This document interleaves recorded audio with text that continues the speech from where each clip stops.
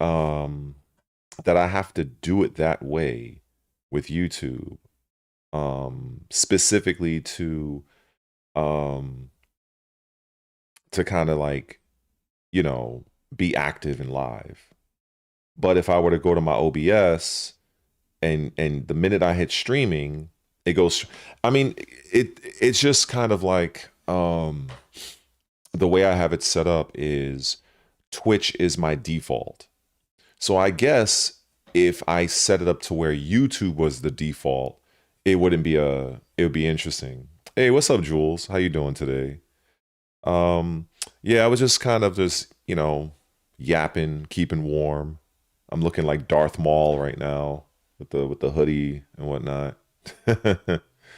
Hope all is well with you.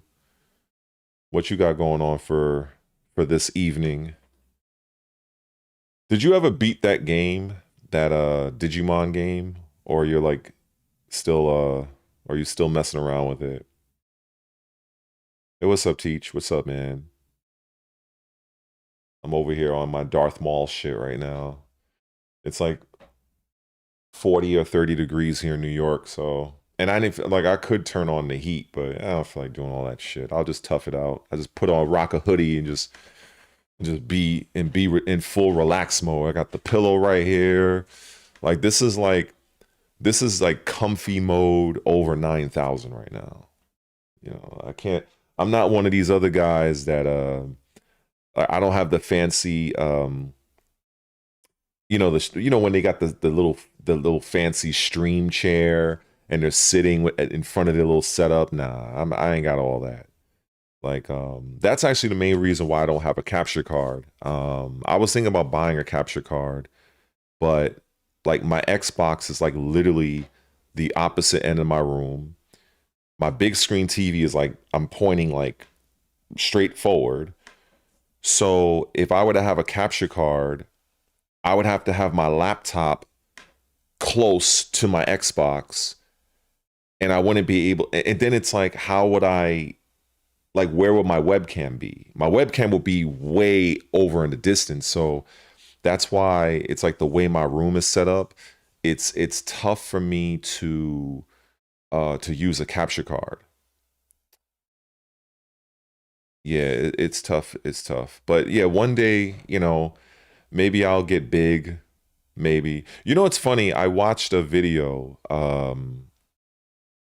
It was it was with Mr. Beast, a guy, I Show Speed, and Terry Crews, if you can believe it. And they were in like Saudi Arabia. And Terry Crews was asking the two of them, like, you know, since you guys are like the top dogs in streaming and you guys, you know, you got huge followings, what advice would you give people? Um and so I think one of the things that they said, well, I think I Show Speed said is he started and he had like one follower on Twitch, and he said that follower just kind of, you know, he kept showing up and he just went one stream after the next and he just blew up. And then, but getting away from that, I watched another video of Mr. Beast, and he was watching a video of himself, and that video was Mr. Beast saying, "Hello, me 10 years into the future," or something like that. And he is like, hopefully, if you're watching this, I would have made it, or something like that. And I just thought that was pretty cool. You know, it's almost like a self-fulfilling prophecy. Because honestly, when you look at a guy like Mr. Beast, right? Like, could you imagine being that guy and, you know, when he started to where he is now? Can you imagine that? I can't. Like, I honestly can't. Like, this guy is like a multi-millionaire. And I think he started playing like little miscellaneous games. What's up, Vienry? What's up, man? Hope all is well on your end. But yeah, like it's pretty interesting just to see where somebody starts and where they end up. And I thought that that little segment that Mr. Beast had where he recorded a video of where he was.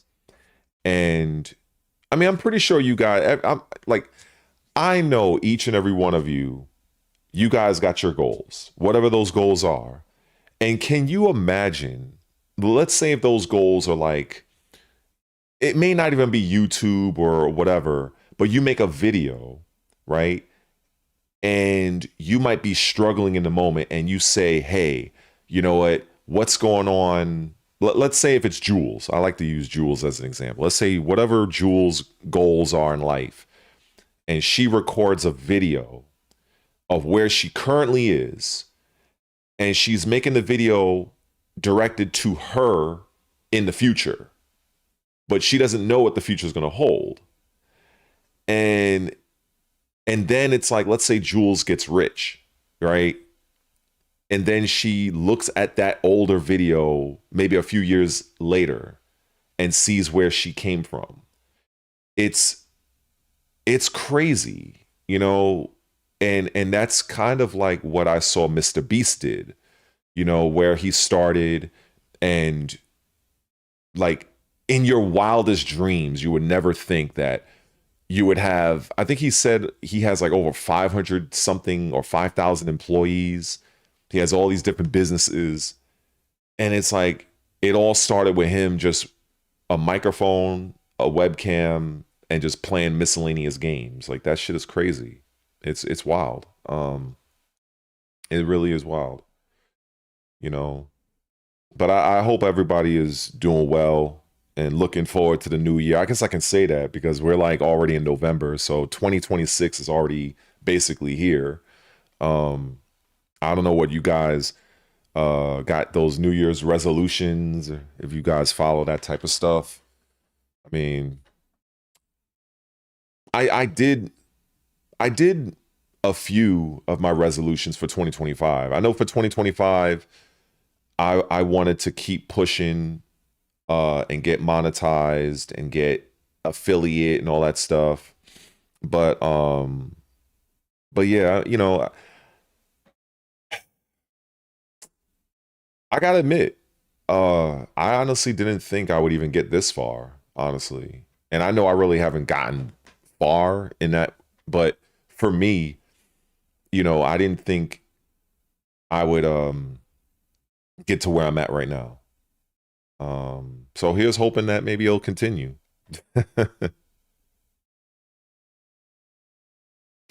I appreciate that, Jules. You know, believe me, I sometimes I've had my share of self-confidence issues, and I'm not afraid to admit that.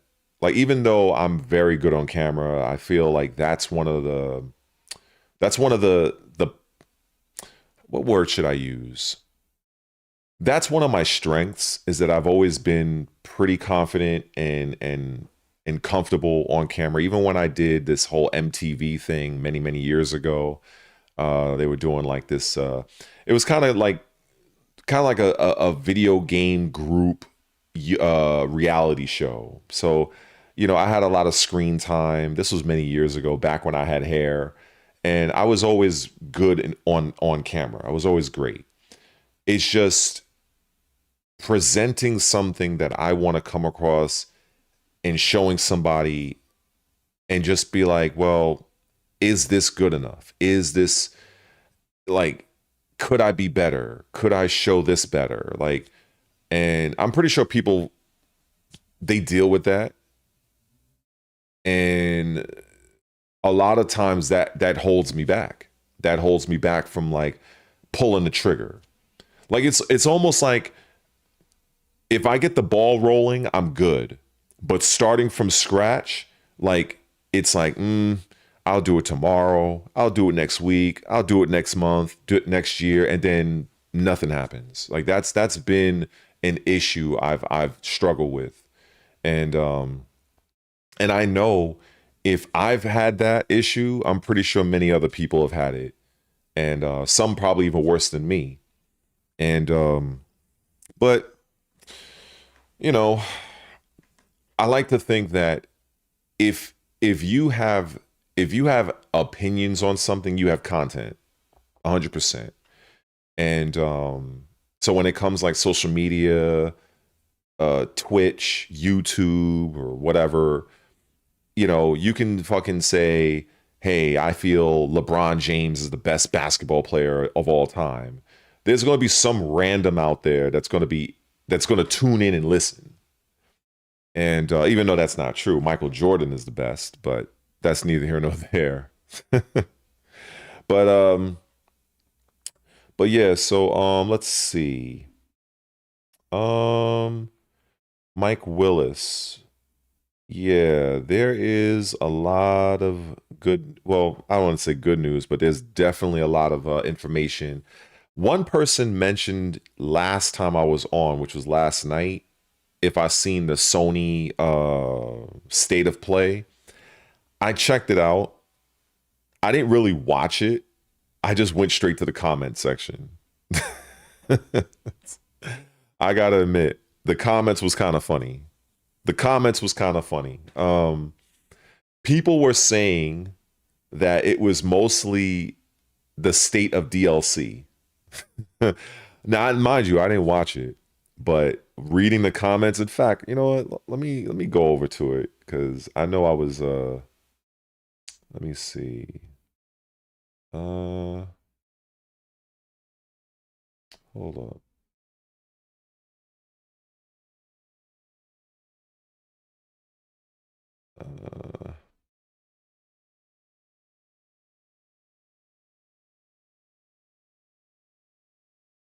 Yeah, let me click out of that. Let me go to YouTube real quick because I thought that was pretty funny.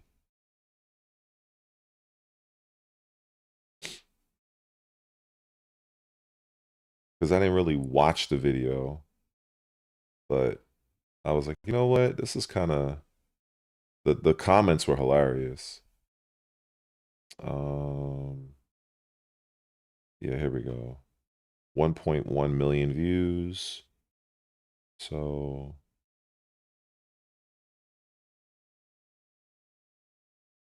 let me see. Let me shut off this. This thing is taking forever to load. Bruh, why is this taking forever in a day to load? Oh my god, this thing is killing me. Okay, this thing is stuck on stupid. Let me refresh it.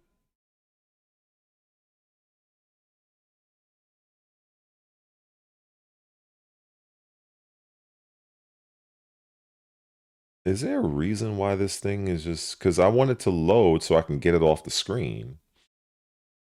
But this is like the TubeBuddy thing. Anyway, this shit is fucking annoying. Let me see. So these comments are just wild. To celebrate 5 years of the PS5, we will be releasing a 5th game for the console. Thank you. It's so weird hearing Eren Yeager talk this calm. The waiting screen with Toro watching the TV and that upbeat music made me remember the Vita golden days. Honestly, wasn't expecting anything big and yet was still disappointed. Square Enix jump scare got me so bad, bro. Love how they showed off the specs of the PS5 at the end in a presentation made up of mainly two-dimensional games. Damn. This is wild. I've actually never played Elden Ring, that the what you're talking about, so I have absolutely no idea. I can't even, I have no idea. Can't answer that one. I would just suggest doing a Google search, but you know, but I've never played it. I don't think I will, because I don't think I would, because it's not, one, it's not on Game Pass. Two, I don't see them making it free. So, and I just think I see what they wanted to do, but I'm just not interested. Not interested in that. Let me see.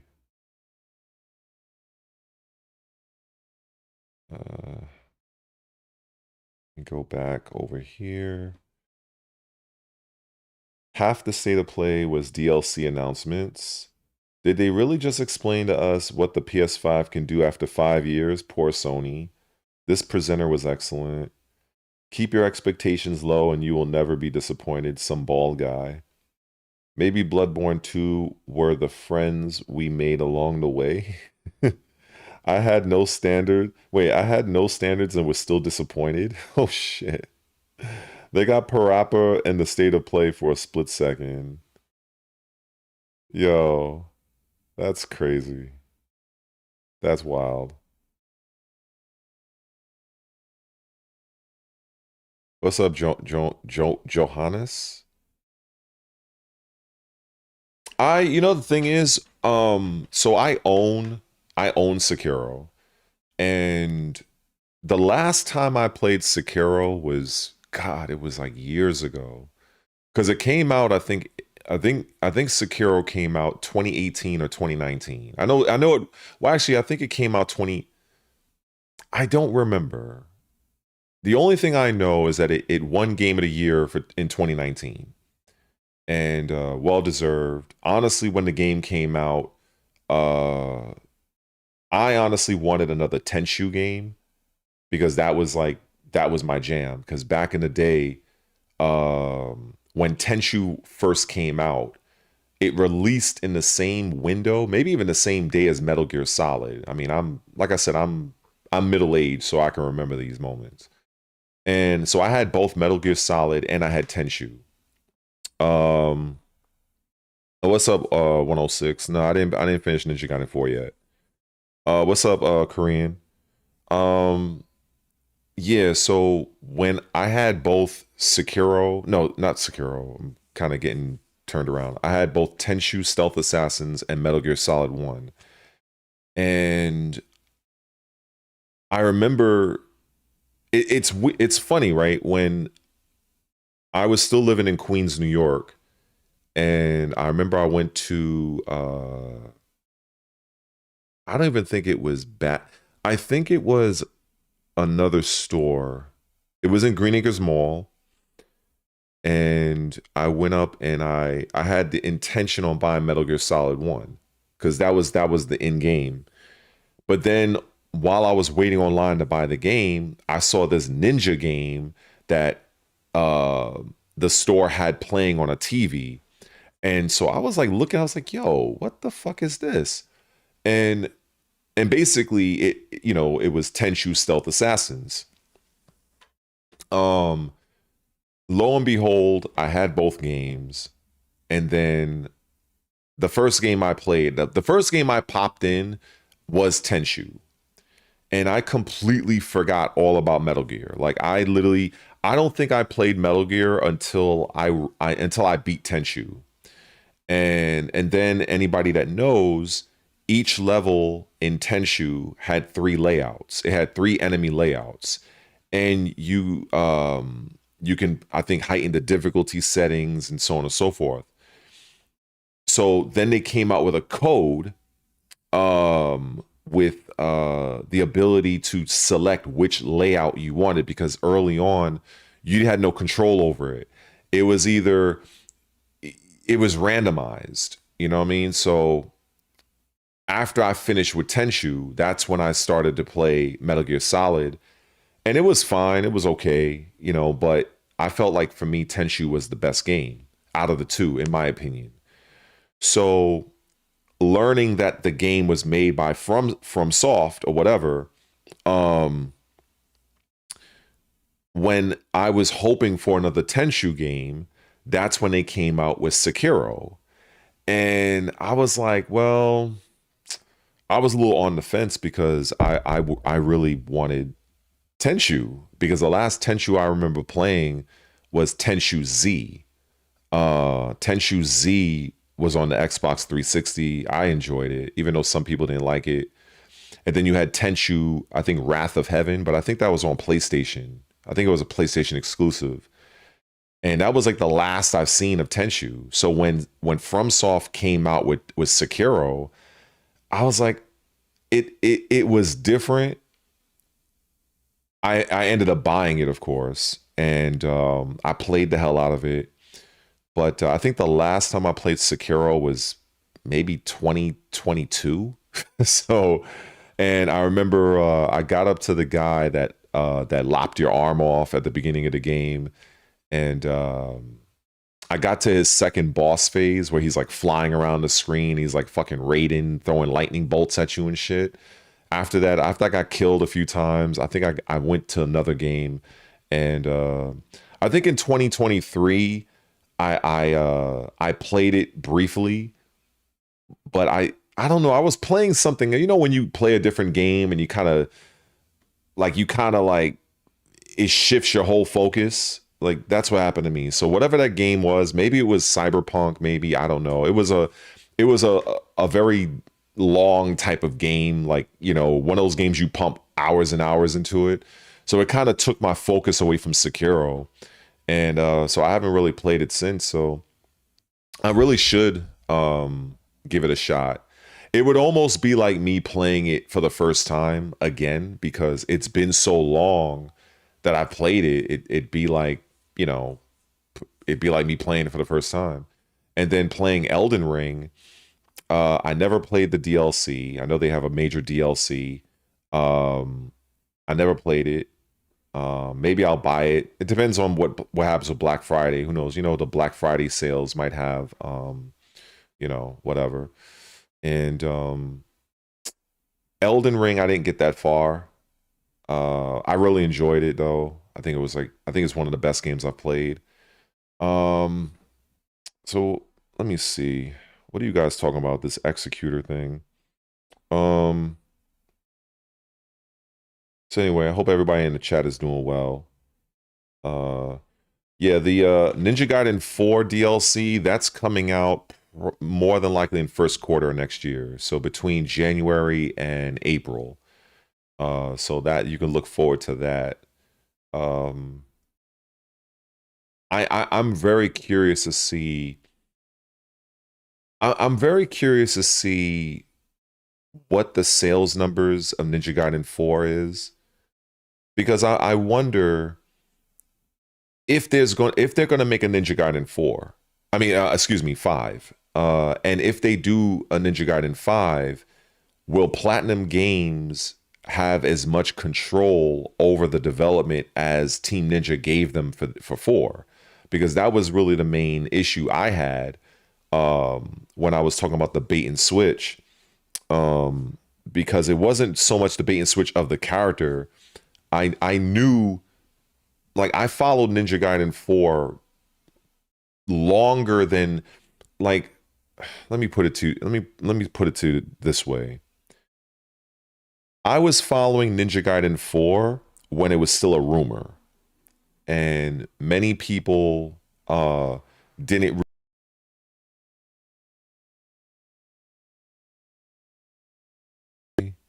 Camera just go out just now. That's weird. Is my camera back? Or is my camera frozen? Oh yeah, my camera's frozen. That's wild. Yeah, I need to figure out what's going on with my USB port because this shit is like really annoying. I have to deactivate, reactivate. Yeah, I don't know what the hell just happened there. What the hell?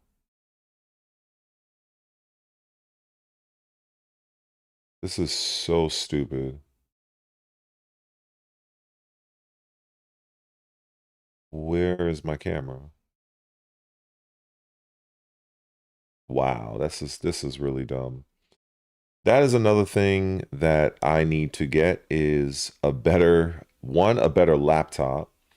And yeah, because this USB port, I don't know, this shit is annoying.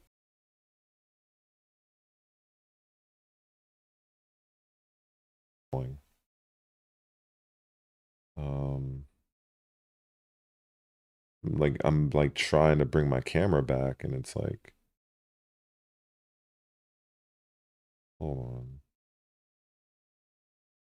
I don't know what the fuck is going on here. I think I have to unplug the shit.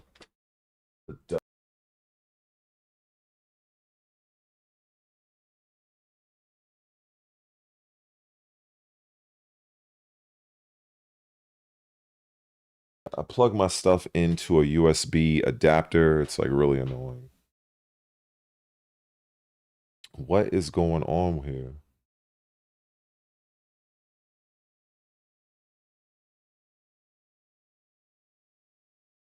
What the fuck? See, this is the thing I don't like.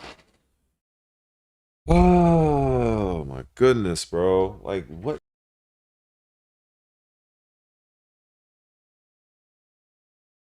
Can't even relax on my own stream without this damn thing just going in and out.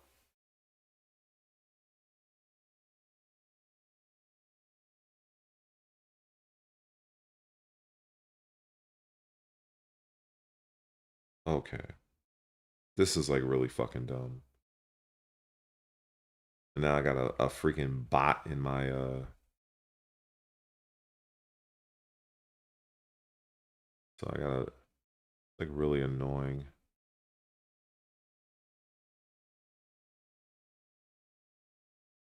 Okay. So I'm trying to figure out like what's going on with my camera. This is like fucking annoying. I swear it's like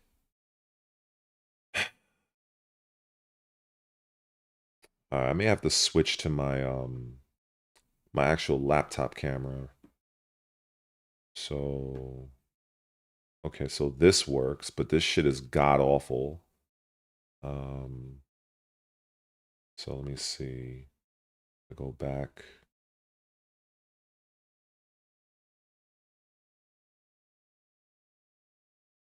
This is so fucking annoying. This is so annoying. It really is.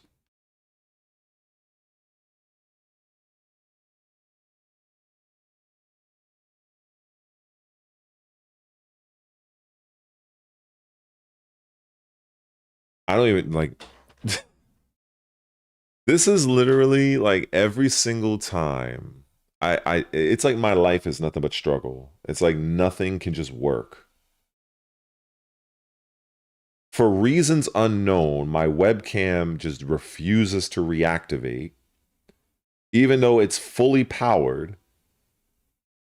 Bro, this is fucking stupid. I'm unplugging it. Then I replug it back in.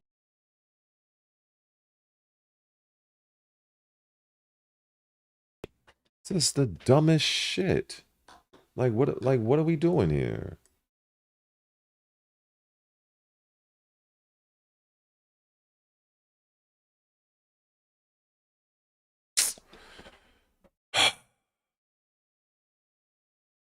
This is really this is the thing I can't stand. I can't stand whenever I go live, it's like I always have some fucking issue with my equipment. It's just it's very I'm so frustrated right now, but I'm just it's like I can see the camera is on, but it's not showing any video feed, but it's on. I can see the little red the green light. And I'm like, what in the fuck? I'm in my OBS settings. I'm hitting deactivate. Oh god.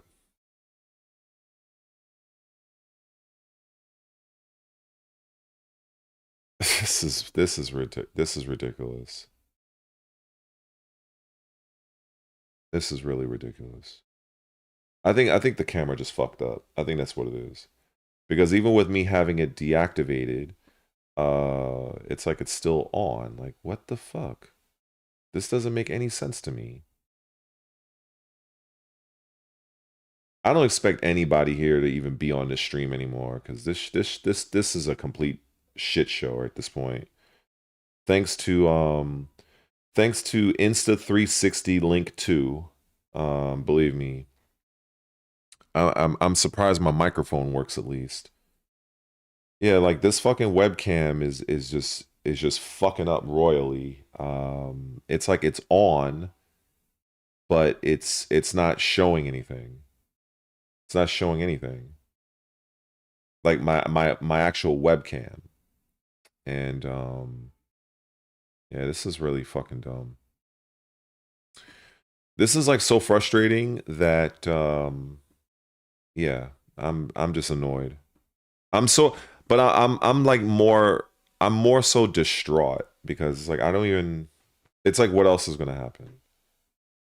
Like I know my USB adapter works because my microphone was working. I can see my mic is showing sound. So this is clearly the fucking webcam. And and I can use my I can use the webcam off my laptop. The problem is the laptop webcam is absolute shit. Like this is like, you never use your fucking laptop webcam. This shit is like this. There's so much static in this shit. It's like I'm in a snowstorm. Like it's crazy. It's absolutely wild. So this is fucking dumb, man. This is dumb. I feel like literally picking this camera up and throwing it and just, I feel like just hurling this across my screen, like across my room. I spent $150 for this fucking webcam, and it's like it just fucks up random. Like why? Who knows? It's not even shutting off. That's the thing that's kind of weird. It's like I don't even have it activated, but it's still on. Like what the fuck?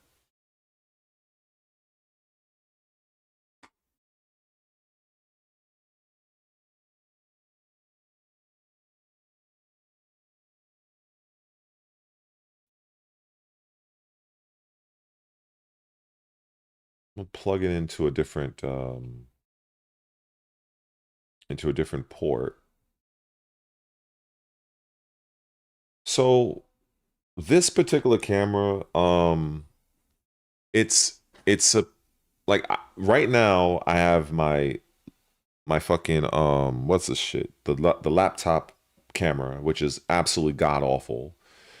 Um, then it's like, all right, well, why is this thing not shutting off? Because I have a different source right now. So I don't understand what's going on here. Yeah, I think this shit is, this is what I get.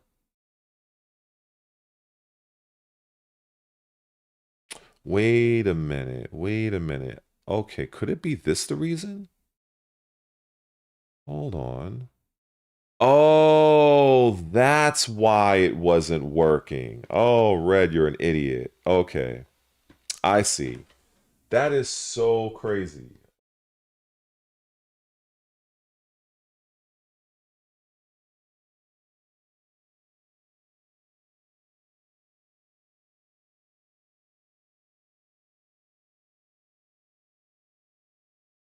Let me go back to the link two. Hold on.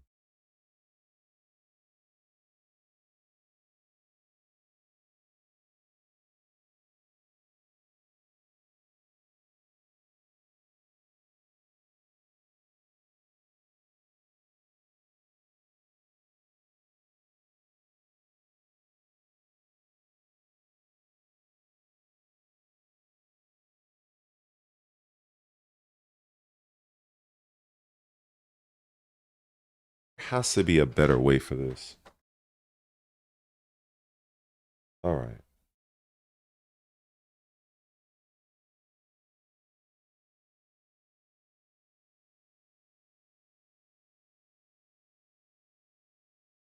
Okay.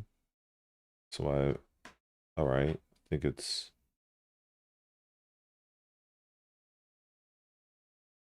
okay. Wow, that's wild. So, um, I will definitely be editing this whole shit out. That's for damn sure. So like, okay. So the webcam I have and I do recommend it because I do feel it's one of the best on the market still. At least it's top 5 webcams.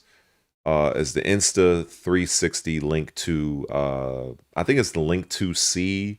I forget which one because there's one with the gimbal and one without. So I have the one with the gimbal.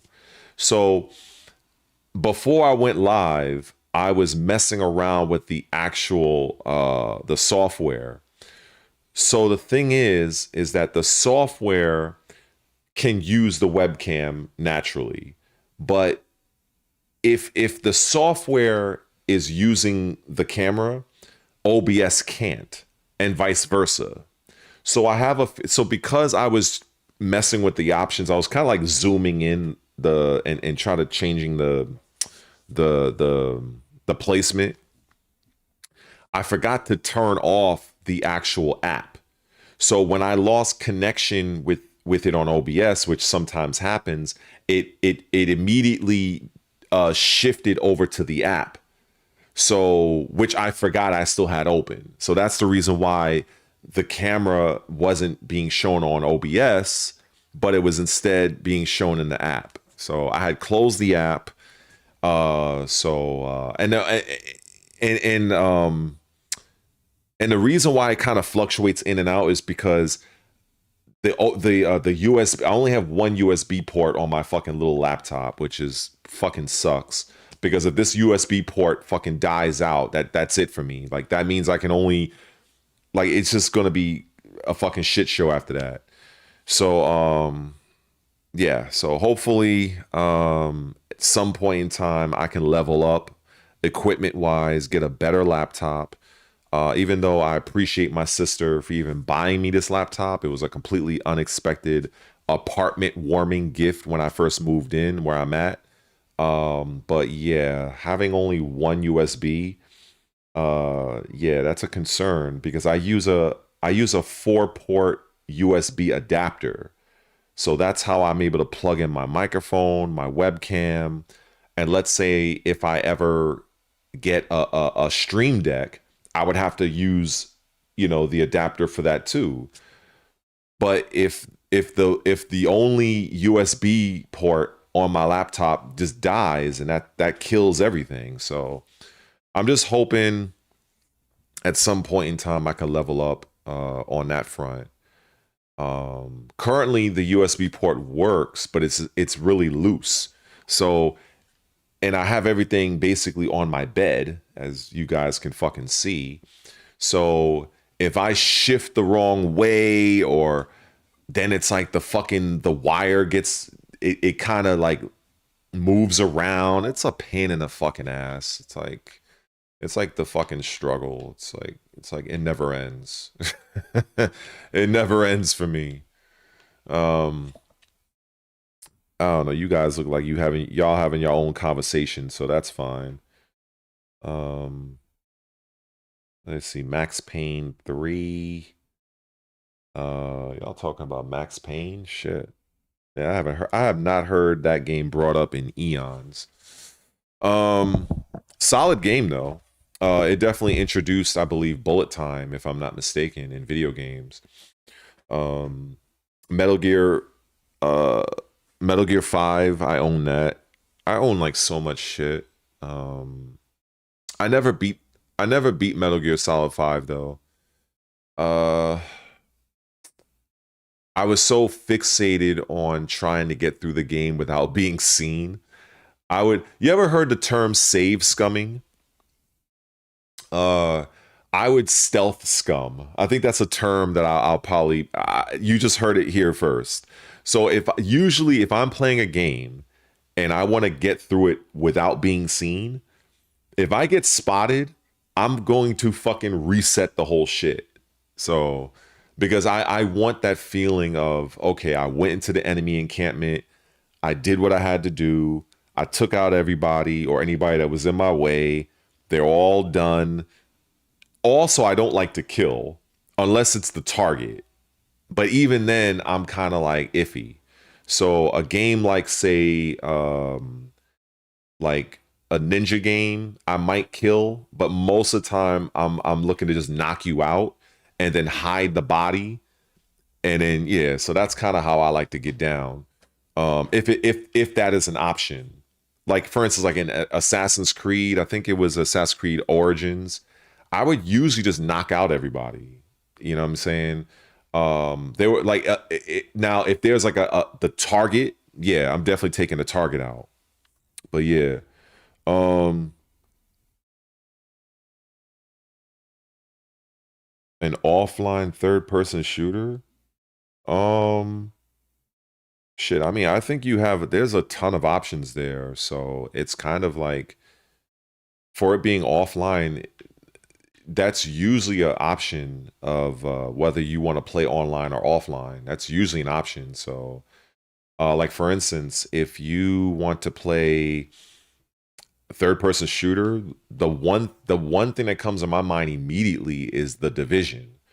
The Division, I mean, it's had its criticisms, but the Division 1 and 2, I think they're really solid. The complaint of those games is that they enemies were like kind of like bullet sponges or something. That's the issue I heard. I played both games. I didn't find that to be that much of an issue because it's a third person shooter that had a lot of RPG elements. So basically, if you get a headshot on an enemy, they don't just die immediately. You know what I'm saying? It's basically like it'll do more damage, but it's you know it's kind of like up what you're looking for. The other one I would just say obviously is Gears of War. You can that's a third person shooter, and you don't have to play online if you don't want to. So you have a lot of options. And I don't know if you're on PC. Well, you say PC, but if you go to PC Game Pass, for instance, there's a lot of third person shooters that you can play. Um, so I don't know. I mean, there's like a ton of options, man. Ton of options. Um, yeah, like MK11, I really enjoy it. There's a couple of games I like. For instance, there was a game I was just playing, and I was thinking about trying it. Well, I tried it. I messed around for like about 15 minutes, but I was gonna play it on stream, and but there's like so much shit to play, man. I still want to. I keep saying it. It's like a broken record. I still want to get through Ninja Gaiden. I do want to do Doom: The Dark Ages because I really enjoyed my time with it so far. And then there's this game that they just added to Game Pass, Relic Hunter's Legend. I was reading the reviews on Xbox, and some people like it, some people didn't like it. I tried it like before I went live. It's pretty cool. It's kind of like a Diablo Borderlands mix, and kind of like a twin shooter type adventure. The game is supposed to be over 30 hours long, so that kind of immediately drew my attention. Um, and then obviously there's Black Ops 7 that comes out in 2 days. And then there's a lot of controversy surrounding that right now, given that people are saying that they're slowly reintroducing skill-based matchmaking again. It's like there's always drama in the fucking game industry, so it's just basically like pick your poison, basically. Um, yeah, pick your poison. I would suggest getting back to the gentleman that asked about the third person shooter. I would say, give the Division a chance. It does have some online functionality, but you don't really have to engage with it. Like you might, like for instance, you might see some players in the world, but you don't really have to deal with them. Uh, so yeah, it kind of just depends. Let me see.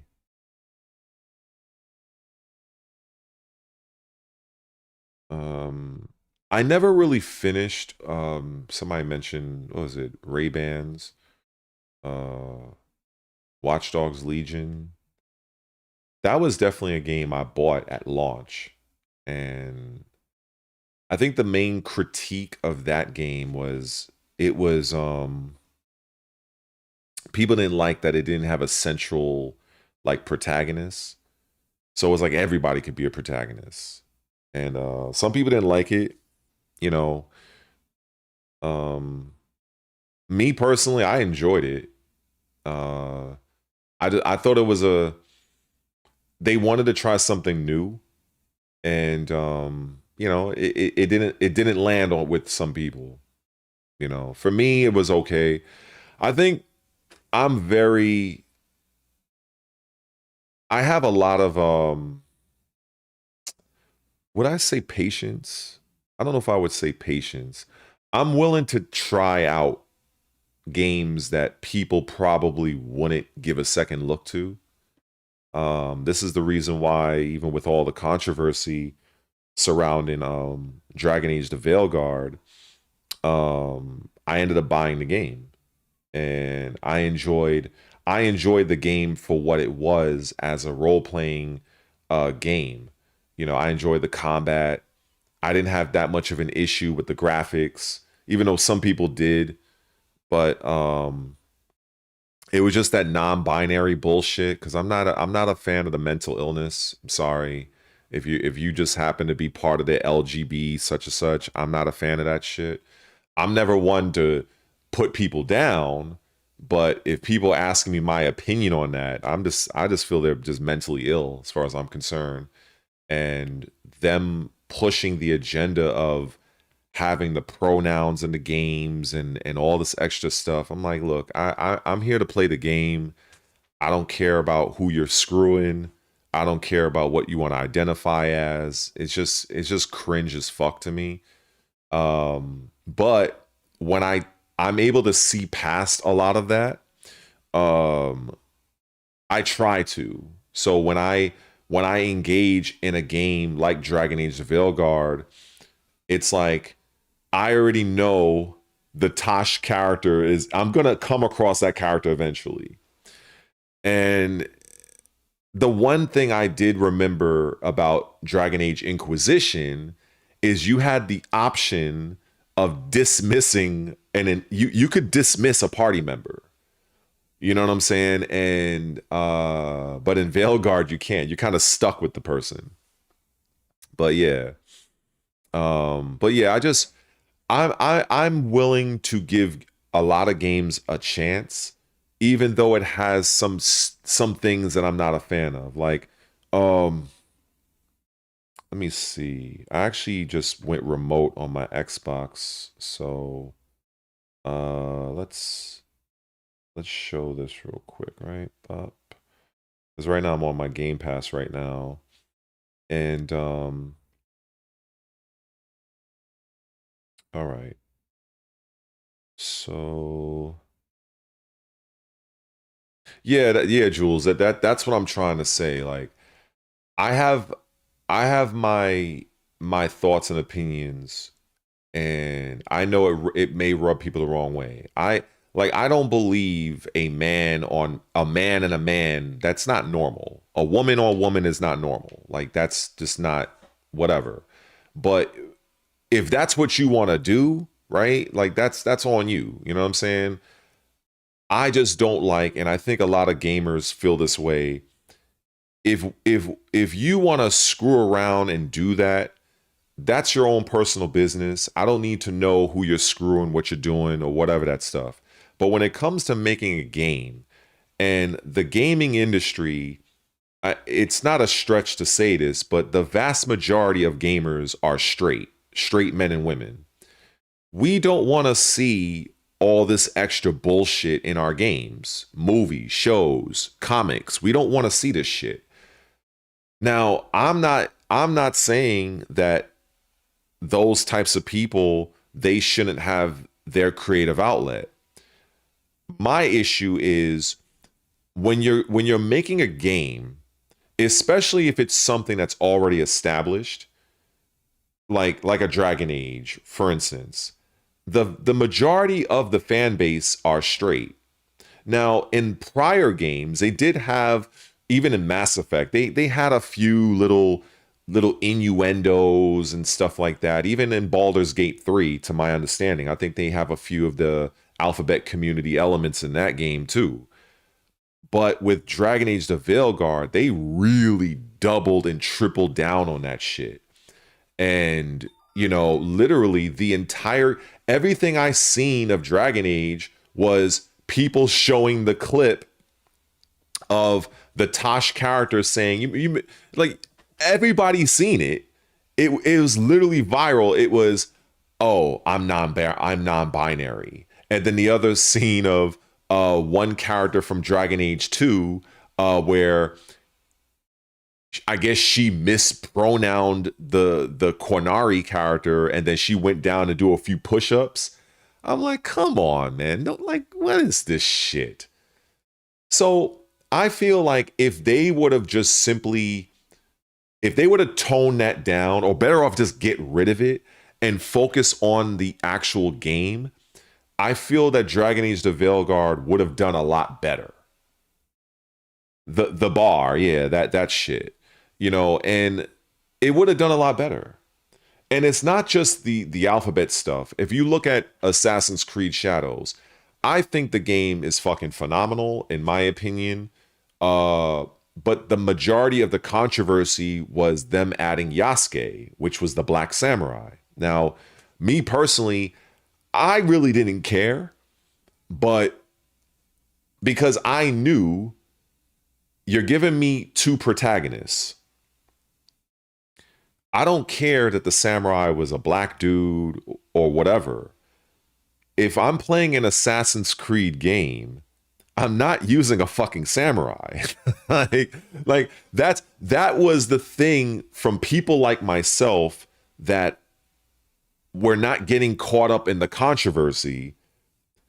If I'm playing an Assassin's Creed game to be a ninja, like I'm not playing an Assassin's Creed to play a samurai. If I wanted to play a samurai, I would play like fucking Ghost of Tsushima or some shit like that. Because now, when I said that, I remember somebody in my comment section saying that the Gen Sakai character, he was a bit of both.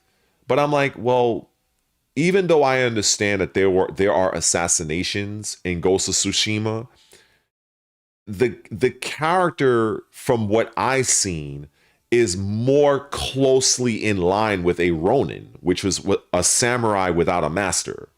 Sure, you like, if a samurai literally had the drop on their enemy, I'm pretty sure some would probably take the assassination route, but most of the time, samurai fought you one-on-one. They felt that ninjutsu assassination tactics were dishonorable. So samurai were more likely to fight you head up, whereas a ninja, they're looking just to kind of get the job over with and move on to the next target. Yeah, so he was a mix of both, yes. You know, I'm like, so I really I tried to stay out of the controversy of that game. I really did. And I looked at Naue as the real de facto character in Assassin's Creed Shadows.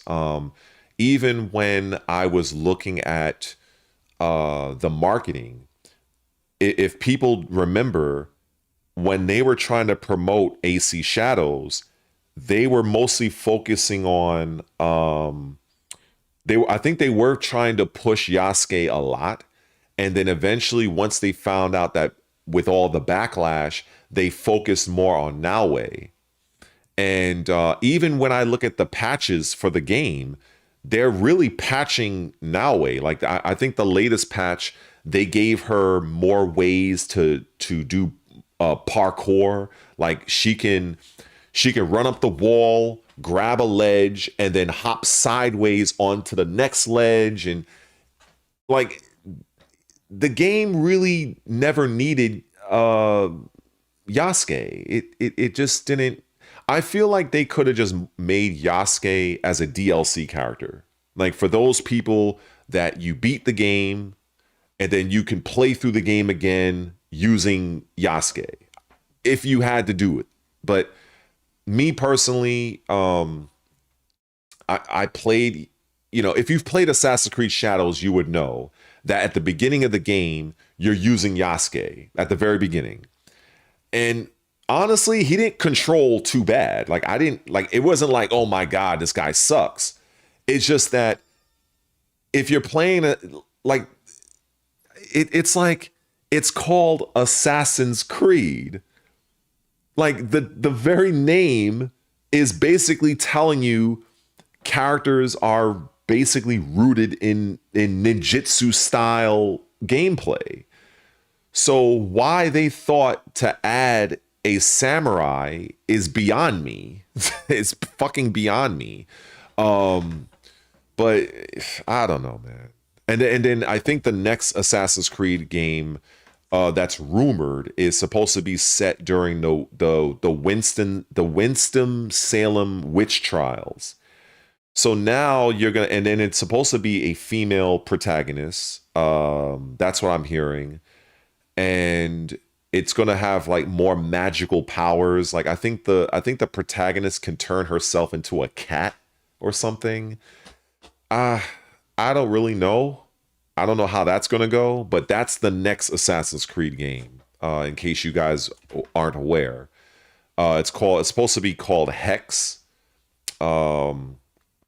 So I'm sure sometime next year, you guys are probably going to be hearing about that a lot. Yeah, the Assassin's Creed Hex. So yeah, see, the thing is, we still have gamers. I'm not saying anybody in this chat, but we still have gamers that don't like using a female protagonist. And they exist. Yes, they still do exist. Me personally, I care up to a point. I feel if it's like an action game, like this one, I think it was, what's it called? Wu Chang Fallen Feathers. I don't care.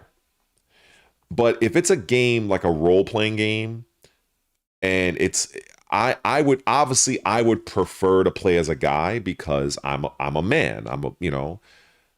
But I don't mind if the game is good and if it's a female lead, I can deal with it. My issue is when they're adding extra DEI and woke elements on top of it, where they're making the female character be like the boss of all of the men. And it's like in order to make your female protagonist strong, you have to purposely nerf the men. I don't believe that's good, because that tells me that your female lead is only strong because you're purposely nerfing the male characters. I don't think that really does women justice, because that's like you're saying that a woman can't be strong unless we purposely introduce a wimp, some beta male in the game. Like, I don't agree with that. I rather keep both strong. We have our strengths, women have their strengths. That's what I prefer to see. But a lot of times I don't tend to see that. But unfortunately, it is what it is.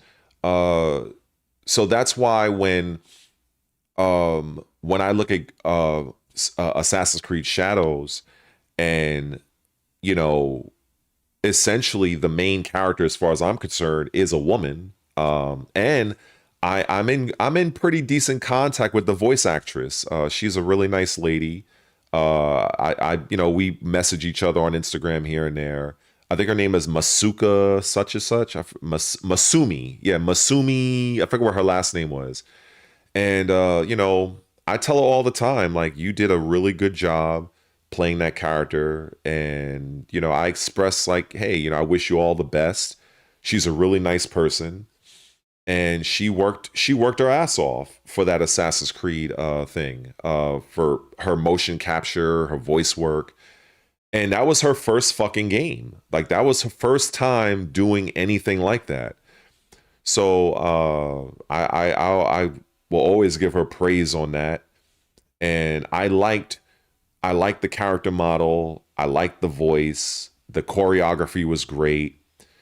So I just think it was a solid all around character. And this is why I say that I don't feel Assassin's Creed Shadows needed Yasuke. I think it was just something they just wanted to add on just to pander and just to do like keep up with their agenda bullshit.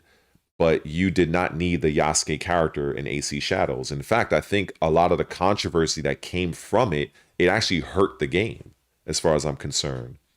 You know, um, but I would like to see more games where they they keep the woke shit out and just focus on quality writing, you know, just make a game that real gamers can appreciate. You know, I shouldn't when a game is being announced, I shouldn't hear controversy after controversy. I should be hearing more about the game. With Dragon Age the Veilguard, with Assassin's Creed Shadows, all I heard was controversy. I rarely heard anything about the game itself. And then even when I look at that one, what was it? Ghosts of Yotai, Ghosts of Yote. Many people didn't like the fact that they didn't continue. What's his name? Jin Sakai. That's the guy's name, right? In the first Ghost of Tsushima, many people wanted a continuation of his story, and so when they brought in the chick, I thought it was kind of odd that they swapped out like that. But again, I don't mind it being a female protagonist. But the thing that I heard was the voice actress was some crazy leftist Antifa lesbian chick that was more activist than anything else, and she said a lot of, you know, a lot of wild shit. And so I heard a lot about that. So that really dominated. Yeah, I mean, I heard she's insane. Like it really dominated the game. Like the game looks amazing, you know, and you know, again, take it from me being an Xbox guy, you know, I don't care about the console war shit. And I even said last stream, I'm like, console wars died in the seventh generation. But yeah, like Ghost of Tsushima, uh, it looks amazing. But what did I hear most of the time was the voice actress. I think her name was Ishii. What's her name? I forgot her fucking name. I know her last name is Ishii. But yeah, she has a lot of. Now, normally I wouldn't care. I wouldn't care if that's what you believe. That's whatever. Everybody is free to believe what they want to believe. If you want to believe in Santa Claus, that's your business. Whatever. I don't care. But what ended up happening is that her views was becoming the talk of the game so much that I heard more about her and her views than I heard about the game.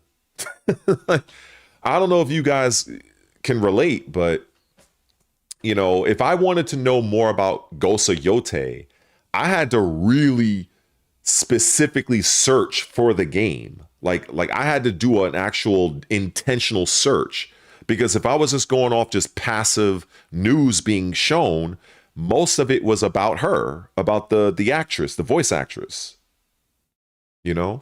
Oh, what's up, Rocker? What's up, man?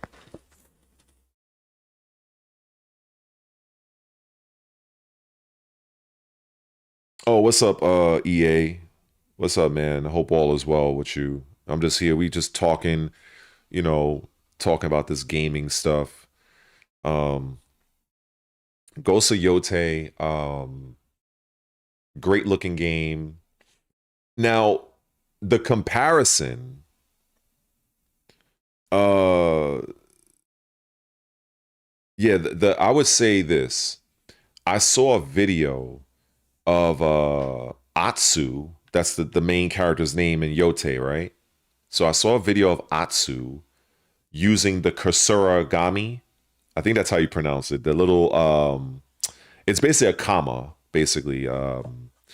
And basically, for those that don't know, Naue in Assassin's Creed Shadows also uses the Kursoragama. I think Gami, all right? And it's basically the same weapon. It's a comma with a chain with a ball at the end. And I was watching the the way Atsu used it in Ghost of Yote versus Naue in Assassin's Creed Shadows, and I don't know. I kind of like the animation for how Naue used it in Shadows. I kind of like the way she wields it a little bit better. Um, and yeah, when I looked at the sword play of Yote, um, I don't know. Maybe I need to see more of it, but I kind of lean a little bit more toward Shadows. Um, but it could be maybe I just need to watch a little bit more. Maybe I don't know. People that have probably played both games would probably have a better take than I would. Um, but definitely I would say I've watched a lot of how Atsu wields the kama. Um, um, I honestly I can't speak to if Shadows is over the top, so I guess I'll have to take your word for it. Uh, I haven't really even gotten that far in Shadows, but from the little that I played so far, it's a shame. Um, it Yeah, it's actually comma with a K. It's a Kama, but it's a shame that Assassin's Creed Shadows had the controversy it did, because I do know from a gameplay design it looks fantastic. It really does. The graphics look really nice. The choreography is solid. Um, I just imagine if the controversy of Shadows never happened, I think the comparison between Ghost of Yote and Shadows, it would be a little bit more engaging. I just feel like people wrote off Shadows so fast, largely because of people's hatred of Ubisoft, which a lot of it is warranted, and a lot of the controversies stemming from Yasuke. I think a lot of people they kind of just they dismissed Assassin's Creed Shadows on those two fronts, as opposed to looking at it from a game standpoint. Um, Now that's not to say that's hold on.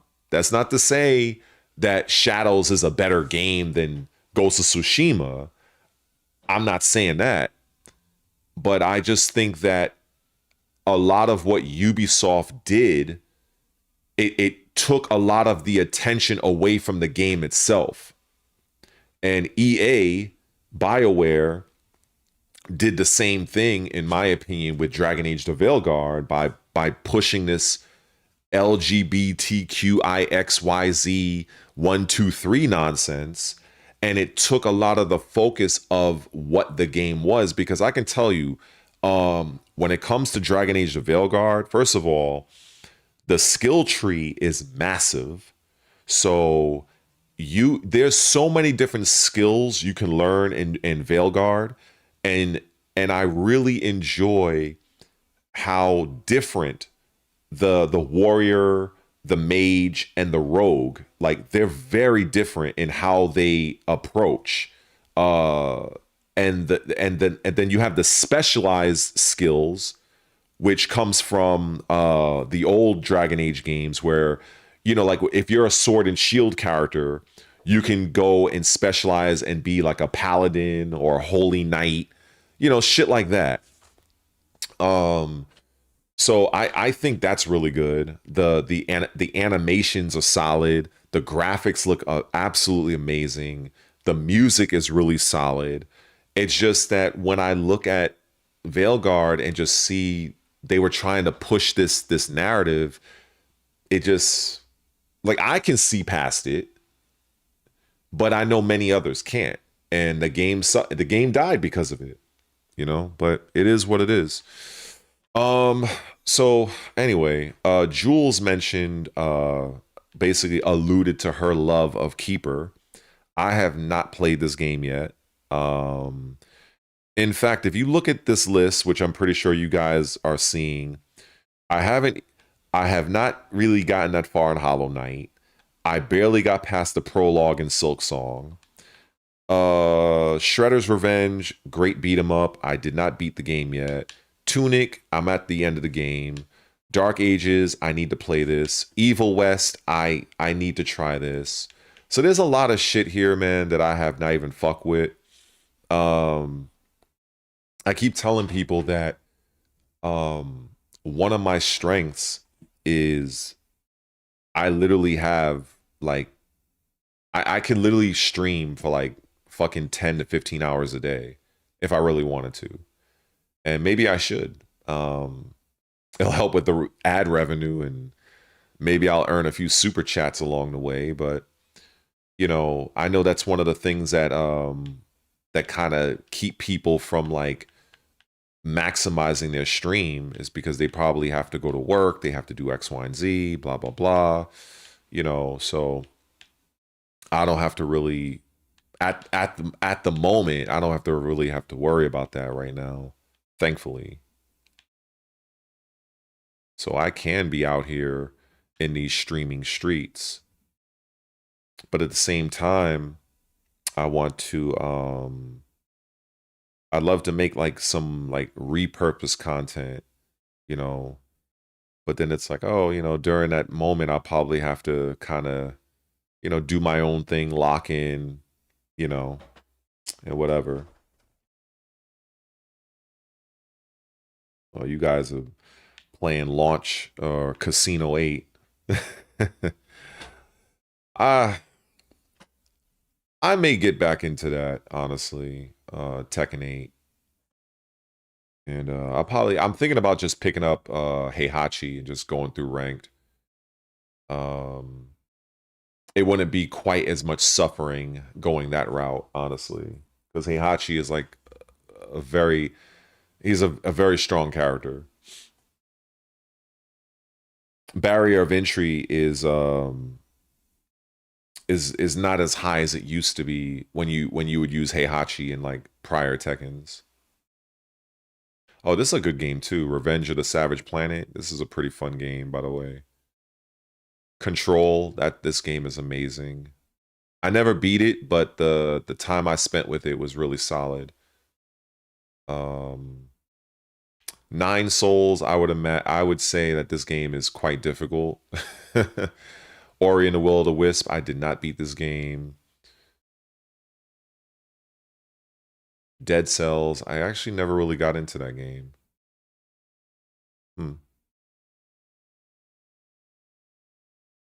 Cold Steel. Is that a game? I guess it's a game. Cold Steel 1 and 2. That sounds like a game.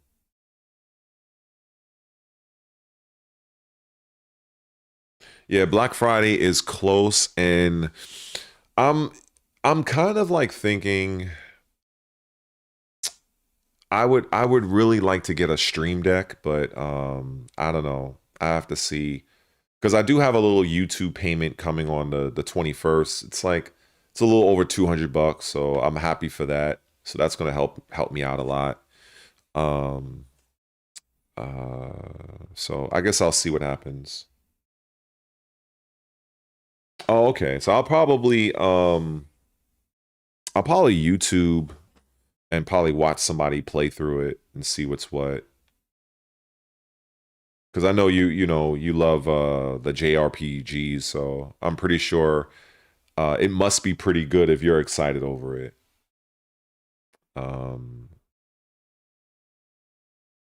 But in terms of it being on Xbox, it could be a lot of these things are usually timed exclusives, or if Sony had a hand in the development of the game. This is one of the main reasons why one of the more popular fighting games right now, I think it's called 2XOXO. That was partly funded by Sony, so that's why it's not coming to Xbox. It might come to Xbox at some point in time, but that's why it's only on PC and Sony, because Sony partly funded that game.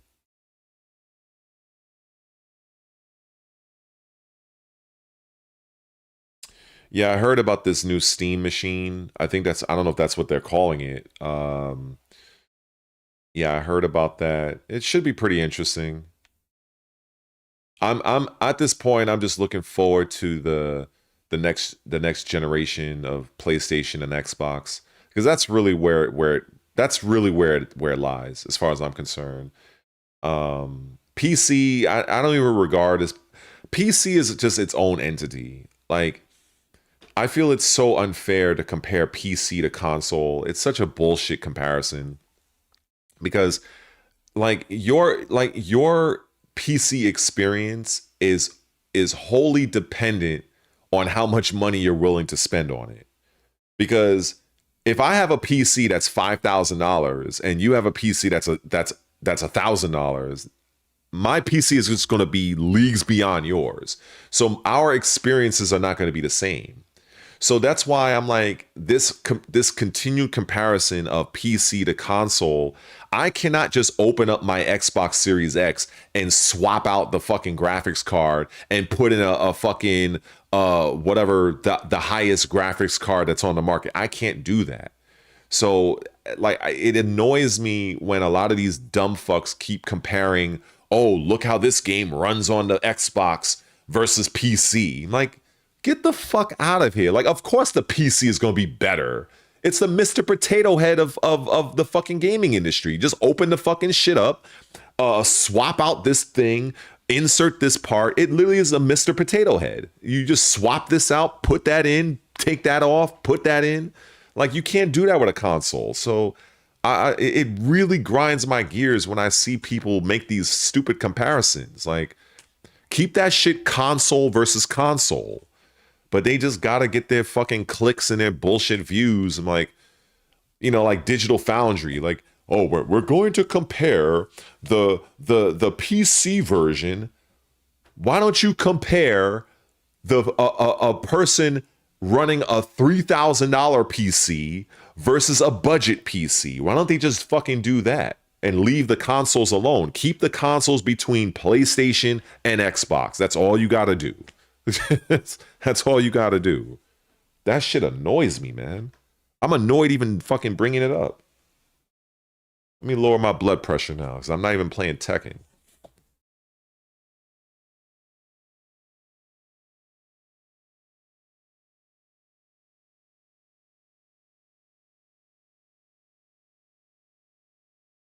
I don't know what's going on with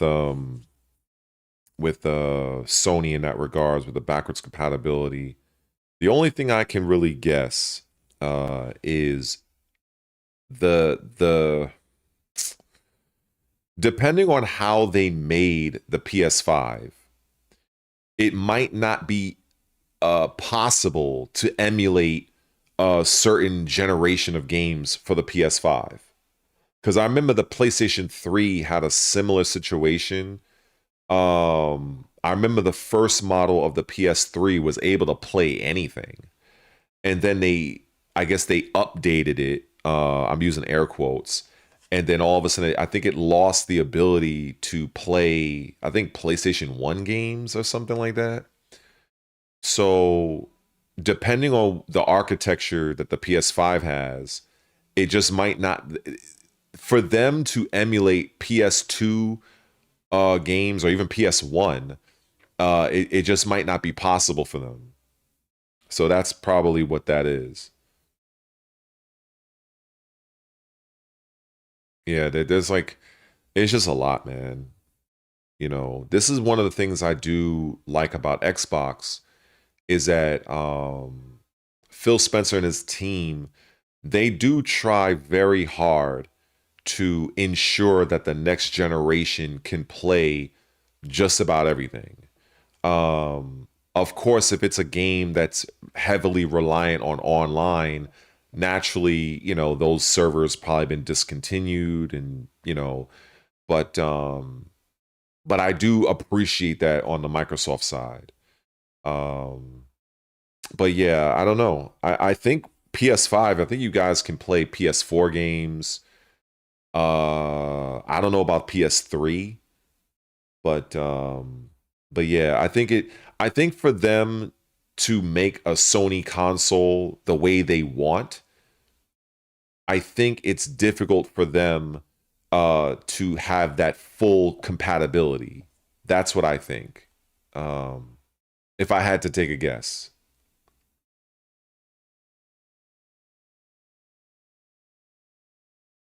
The upcoming Xbox, I think the Xbox Magnus, that's going to be a beast, but it's going to be very, very powerful, and it's probably going to be very, very expensive. And but I told people, like, look, if you have the interest of buying the next Xbox or even a PS6, start saving your money. Start saving your money. Like like when people complain about the cost of these consoles, it's gonna get more expensive, and the games are gonna get more expensive. And you know, it's not like they're shadow dropping these consoles. They already letting everybody know PlayStation 6, Xbox Magnus, or whatever they're gonna call it, is coming out in 2027. So we have like a well over a year and a half to save our fucking our little dollars, and that's it. Like, that's what I'm gonna do. I'm literally gonna make a small, like, I'm gonna make like a separate bank account, and I'm gonna call it like the 10th gen Xbox, and I'm just gonna add like little $10 to that shit over time. So whenever that fucking next Xbox comes out, I'll have the money.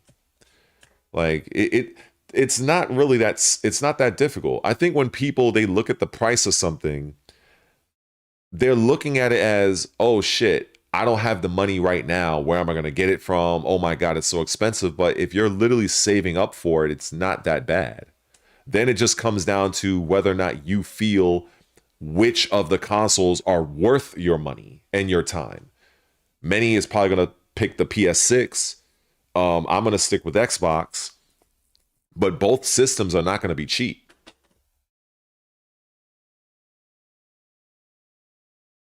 And if the rumors of the next Xbox are true, it's gonna be a machine that's gonna be a PC and a console hybrid.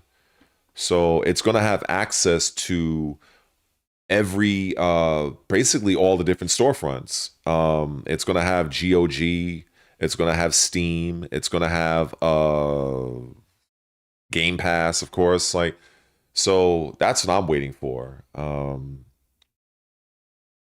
I think Steam, they just, you know, they want to get into the market, but most people, you know, they want their PlayStation, they want their Xbox, but they're gonna have a certain portion of the market, of course, you know.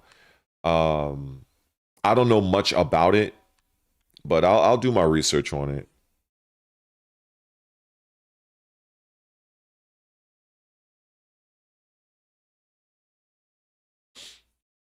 Yeah, many people don't even know. Many people don't even know what the PS6 is even about. Um, there's so many Sony fanboys out there that they spend the majority of their time shitting on Microsoft, but yet and still they're not really putting in that same time for the PlayStation 6. Like I literally have to look for all of the little rumors that I can for the PS6 like directly. And I think that's kind of funny to me. You know, this is why I try not to get wrapped up in this whole this is better, that's better. Like if it's objectively better from a specification standpoint, fine. But I'm not gonna just be like, oh, I hate PlayStation because I'm an Xbox guy. Like that shit is tacky to me.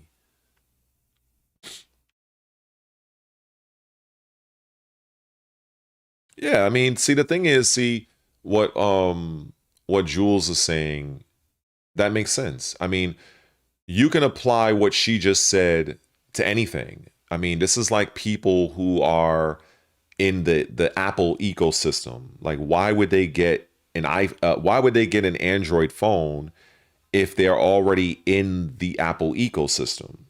You know, why would you, you know, obviously if you're in that Steam ecosystem, you have a Steam Deck, and now Steam is coming out with an actual console, it does make sense for those people to just stay within their ecosystem. It's the same thing with me. I'm an Xbox guy. So why would I, unless I just have the money, if I have infinite money and I can buy everything, fine. But many of us, we ain't got it like that. You know what I'm saying? We ain't got that Floyd Mayweather money. So for me, you know, why would I go and buy a PlayStation 6 when I have a 10th gen Xbox coming that also is going to have that type of Steam functionality anyway? You know what I'm saying? So, you know, which basically is going to allow me to play the PC versions of PlayStation 6 exclusives. So, you know, it is what it is. It is what it is. I think a lot of times people who want to keep talking about Sony is this, Sony is that, those types of people, I mean, I don't even know, man. Everybody has their favorites. I'll just say that. The Steam Deck is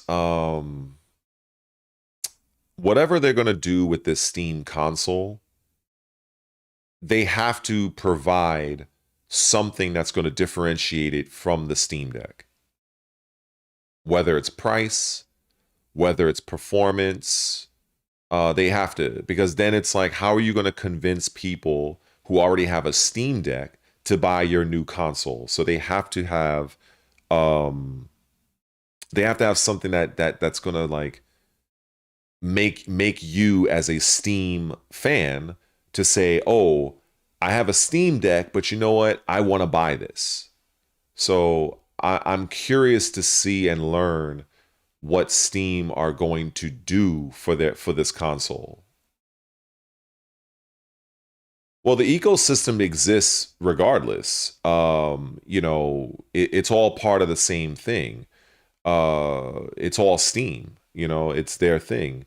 And it just, what I'm saying is, if people already have a Steam Deck, they have the handheld, Valve has to find a way to get people on board that already have a Steam Deck. That's what I'm saying. So it either has to be price, it has to be performance, maybe even, you know, it has to be something along those lines.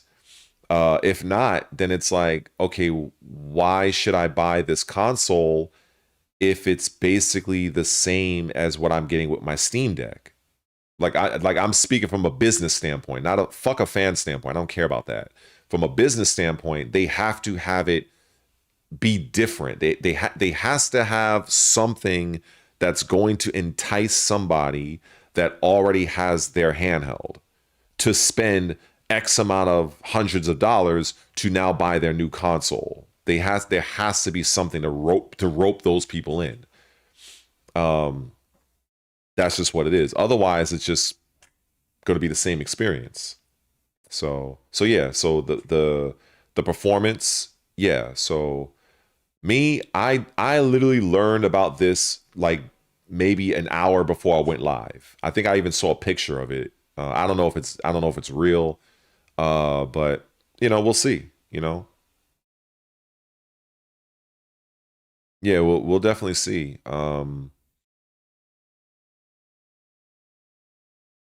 You know what? Fuck it. Let me just do a quick little search real quick. Um, let's see. Let me go back to. Let's go back here and. All right.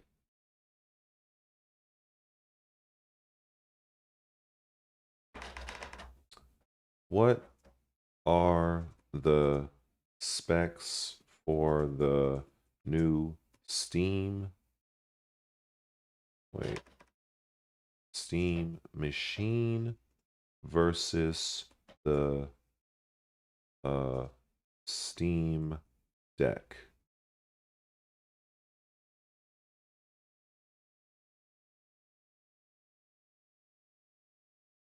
And let me look here. Let me do a deeper dive. And okay. All right. So the Valve Steam Machine is significantly more powerful than the Steam Deck, featuring 16 gigabytes DDR5 RAM, 8 gigabytes of GDDR6 VRAM. So that's good. So it's 6 times compared to the Steam Deck. Okay. Spring of next year, no price announced.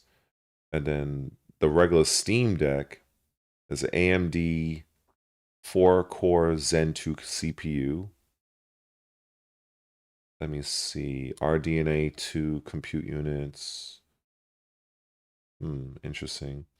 The Steam Machine delivers about 6 times the raw performance of the Steam Deck, making it better suited for AAA PC gaming at higher settings. Steam Machine uses dedicated 8 gigs, whereas Steam Deck shares its 16 gigs for both system and graphics. Okay.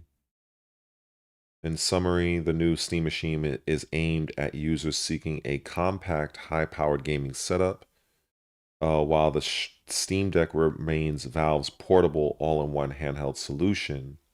The Steam Machine will offer substantially better performance for demanding games, although it sacrifices portability.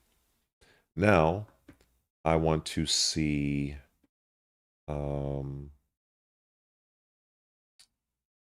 Hold on. Now, what do I do? What I do is I want to compare this. Okay, compare what is known about the Steam Machine performance uh, versus the upcoming uh, Xbox console.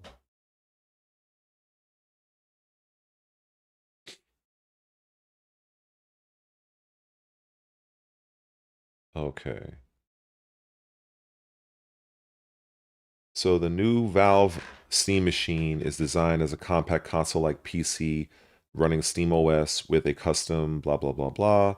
Based on current specifications and early analysis, it appears to be it appears to target performance between the Series S and PS5, leaning slightly closer to PS5 capabilities in certain aspects. The upcoming Xbox console, presumably the next generation Xbox beyond Xbox Series XS, is expected to follow Microsoft's trajectory of high performance, cost efficient gaming hardware.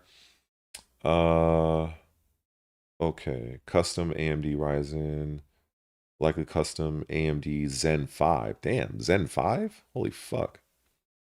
Okay. Okay.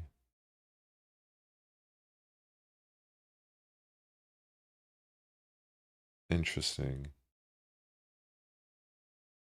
Okay.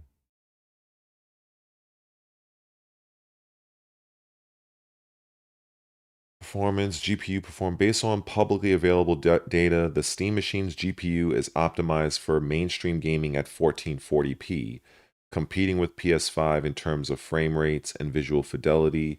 The upcoming Xbox, likely having a higher end RDNA 3 GPU configuration, would surpass the Steam Machine in raw graphics computations, VRAM bandwidth, and ray tracing performance. Both devices feature modern AMD cores, but Xbox is expected to maintain a higher base and boost clock for gaming workloads, yielding slightly better physics simulation and AI intensive scenarios. The NVMe SSD performance in Steam Machine is likely fast due to modern PCIe 4.0 plus interfaces, but Xbox's proprietary SSD and direct storage optimization should provide a shorter load times and superior streaming performance in open world games. Let me see. Early conclusions. Valve Steam Machine excels at versatility, PC grade flexibility, and a console form factor, aggressive pricing, solid 1440p gaming, and integration with Steam OS. Upcoming Xbox excels at high fidelity gaming at 4K, superior ray tracing, storage, and I/O optimizations, tightly integrated game library and ecosystem features like Game Pass and xCloud. If raw graphical power and AAA optimization are the yardsticks, Xbox likely outperforms Steam Machine. If ecosystem flexibility and modern PC content compatibility are considered, Steam Machine may be preferable for hybrid console PC gamers. The Valve Steam Machine positions itself between the mid-tier Xbox Series S and PS5 class performance, excelling in flexibility and PC integration. The upcoming Xbox console is expected to surpass it in CPU, GPU horsepower, 4K performance, and Microsoft exclusive optimizations, but at a likely premium. Gamers seeking high-end native performance should lean toward the Xbox, while those valuing ecosystem flexibility and Steam integration might prefer the Steam Machine. Interesting.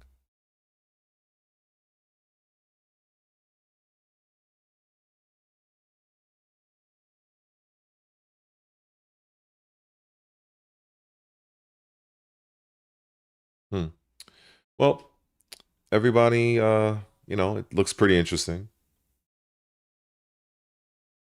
Well, if nothing else, there's options. I literally read off here's the specs right here. I mean, nobody has to speculate. This is all, well, I don't know about the Xbox, but for the Steam Machine, this is what they're offering here. As it said, it's between the Xbox Series S and PS5 capability. So it's somewhere in between. So I'm more interested in seeing what the price is going to be, because that's really what it comes down to. All the talk in the world, at the end of the day, it comes down to how much is the shit going to cost. That's what it comes down to. Because from what I can see, the next Xbox is going to blow this thing out of the water. The only thing that this is probably going to have going for it is its ecosystem. But the funny thing is that the next Xbox is also going to have access to the Steam library. So it's kind of like, I don't want to I don't know. I mean, it's it's kind of, it's going to be interesting to see how the differences are going to be, because the next Xbox is, the rumors are all pointing that this is going to be a hybrid, and Microsoft is aiming to have full integration of Steam and all sorts of other ecosystems. So if for a person that has interest in the Steam ecosystem, well, you can get that also on the next Xbox. So that would only leave if I'm just speaking from a business and an architecture standpoint, that would leave what are the little X factors that the console itself will allow you to do that the next Xbox won't allow you to do. Because if you're trying to make your decision off of, okay, well, I like the Steam ecosystem, well, okay, well, the next Xbox is going to have that, and it's going to be more powerful than the Steam machine. So then it's going to really come down to how much money are you willing to spend?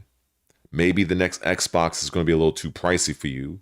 So you will take the hit in performance, you'll still maintain your ecosystem, and you'll save some money. But then if you have the person that they want, you know, superior performance, and money is not an issue, then they may favor the Xbox. So it's gonna be very interesting how this is gonna play out. But then again, another thing that can help them out is when they decide. Um, yeah, it'll depend on. See, the thing is, it's going to depend on a few factors. One, in business and marketing, customer loyalty is a real thing. Um, so some people just have brand loyalty. Like take somebody like me. I knew that the PS4 was basically, from a hardware standpoint, it was better than the Xbox One. It was more powerful and all this other stuff. Well, it wasn't that much more powerful, but it was. But I stuck with Xbox because I'm loyal to the brand and I prefer how the Xbox UI is versus the PlayStation. So brand loyalty comes into play when it comes to these things greatly. Don't let nobody tell you different. Because just because you have a more powerful box doesn't mean everybody's going to flock and buy it. Some people just love Steam. Some people just love their little Steam Deck. And it's like, oh, wow, like, oh, they have a console. I'm going to go and buy that because I love Steam. You know what I'm saying? So those people exist. Um, you know, so it's gonna be interesting how that's gonna play out. It's gonna be very interesting. And also the release. The next generation PlayStation and Xbox are not due until maybe third, perhaps second quarter of 2027. So if Steam, if Steam can put out um um if Steam can put out their console sooner, um, and beat PlayStation and Sony to market. I mean, Sony and Microsoft to market. That'll favor well for them. So it just depends on what you guys are interested in.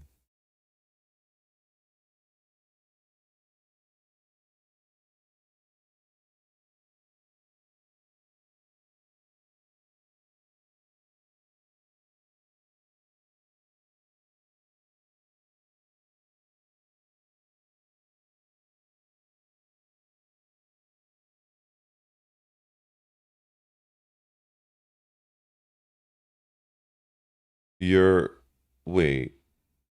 Um, you want to know what the specs are and if they're better than a PS5 and a Series X?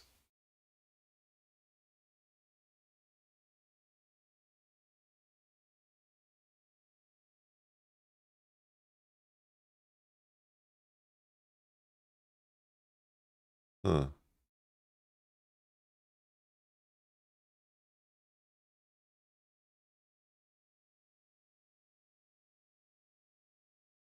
I don't really understand that question. I'm not tech savvy. Do you mind explaining what specs is and if they're better than the PS5? Yeah, I don't understand this question. I don't know what Mike was trying to get at with this. Maybe he just didn't type the shit out right.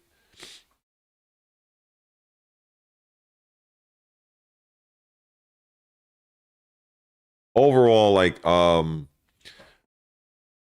if everybody wants to go along with the rumors, because we don't, there's not much facts that we have to go by. The next Xbox is going to be absolutely a beast. So if you're looking to get like the most powerful system, then unless you're talking about building like a $3,000 type PC, then if we're keeping it console wise, the Xbox is going to be the system. That's basically all the rumors, all the little bit of news I was able to get. The next Xbox is going to be the most powerful thing. Then it's going to also be interesting to me with regards to the PlayStation 6, because the PlayStation 6 is already, oh, okay. Duly noted, Mike. So it's going to be interesting to me to see how, like, this Steam machine is fine. It seems like a nice little capable machine. I'm more interested in seeing what the price is going to be. I don't feel like making any kind of video on that until I know what the price is. When I know what the price is, then I'll do a video on that just by itself. But when it comes to the next Xbox and the PlayStation 6, I'm already seeing a lot of news that are basically stating that the PS6 is going to be a little bit behind from a specification standpoint in terms of what the console is capable of. Now, that doesn't really, I don't think that's going to really affect Sony's bottom line, because Sony is the market leader, especially if we're comparing them over Microsoft.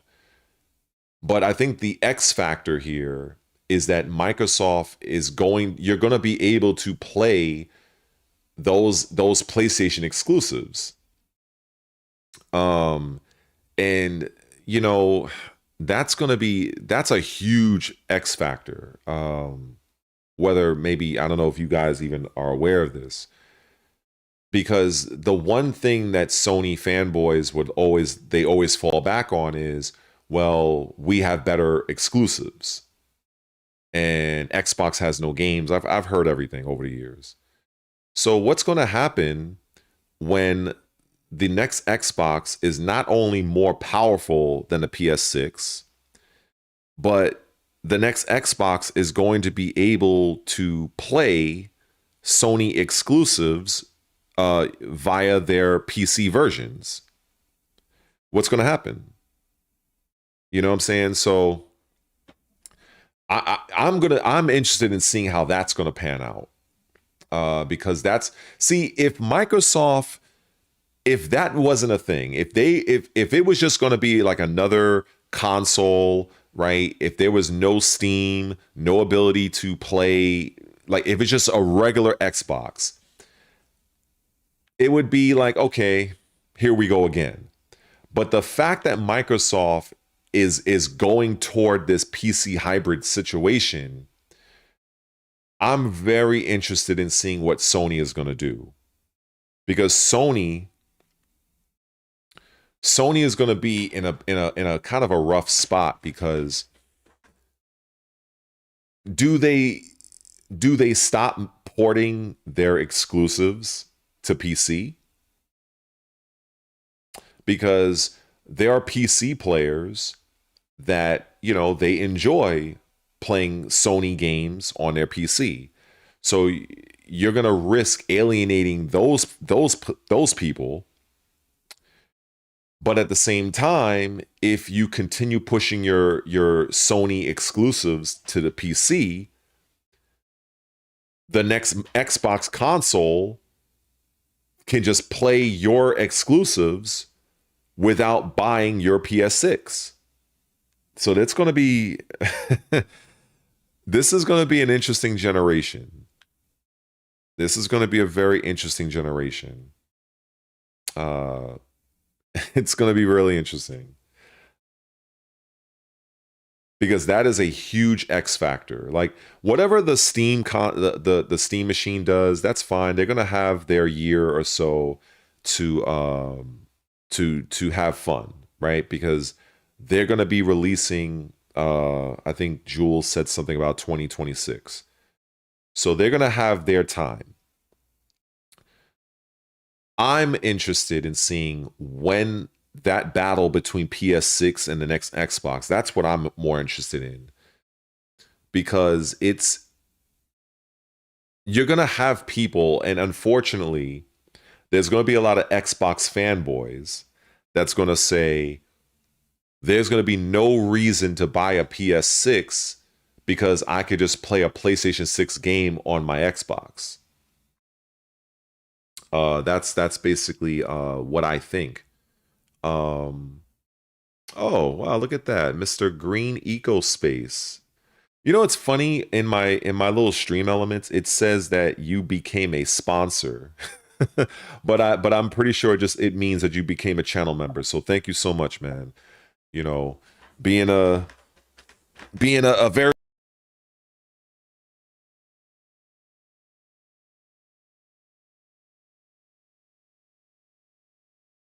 you see what just happened? I literally readjusted myself on the bed and the damn, I don't even know if my camera just got, see, this is the nonsense. So my camera just froze again.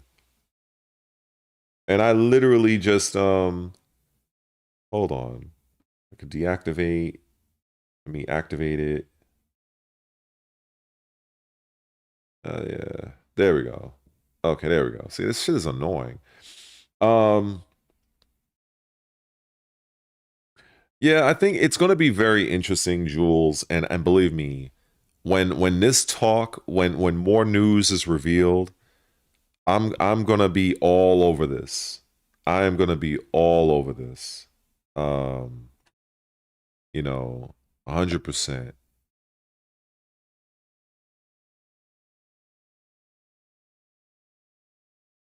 Because I love the talk, I love the business, and it's going to be interesting. It's going to be so interesting to see how this is going to play out. Because at this point, I'm pretty much like,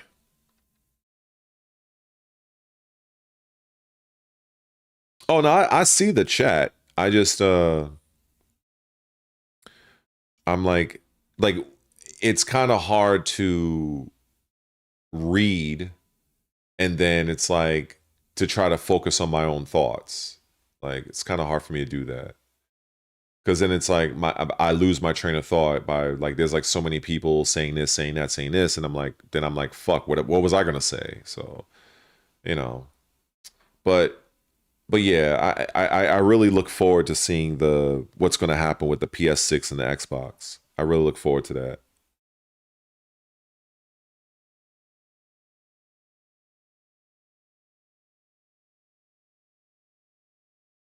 Well, I guess these guys are having their fun.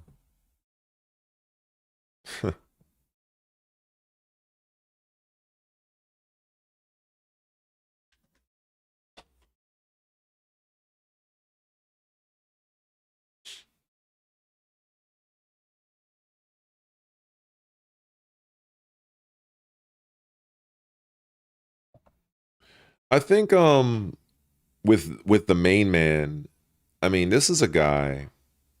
I don't know. I'm curious if he has a team. Like for instance, I know Maximilian dude. I know he has like a whole team that does all kinds of shit for him. I doubt he even does his own thumbnails. What's up, Electrical Jammy? What's up, man? Hope all is well. Yeah, like I don't think. In fact, I know Maximilian dude. Like he basically sits down. He turns the camera on and he starts doing his thing. He has an entire team that does his thing. But it makes sense because, you know, what is he like? I think he's close to like 2, maybe 300,000 subscribers, if that, or he might even have more.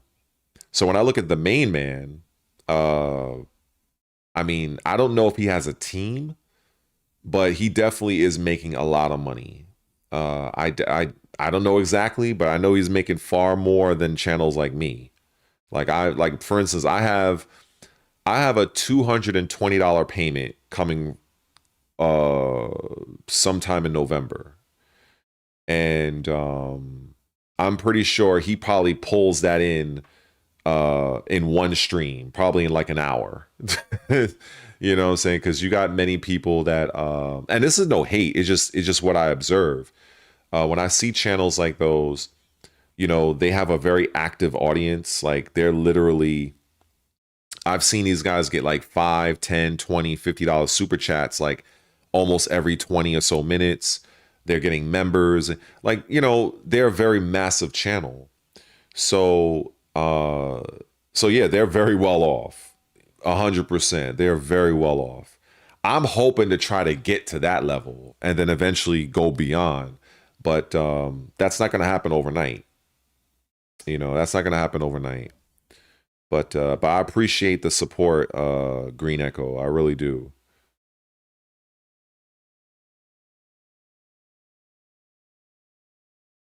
You say you have a time people support my shit. Now I make a good income out of it.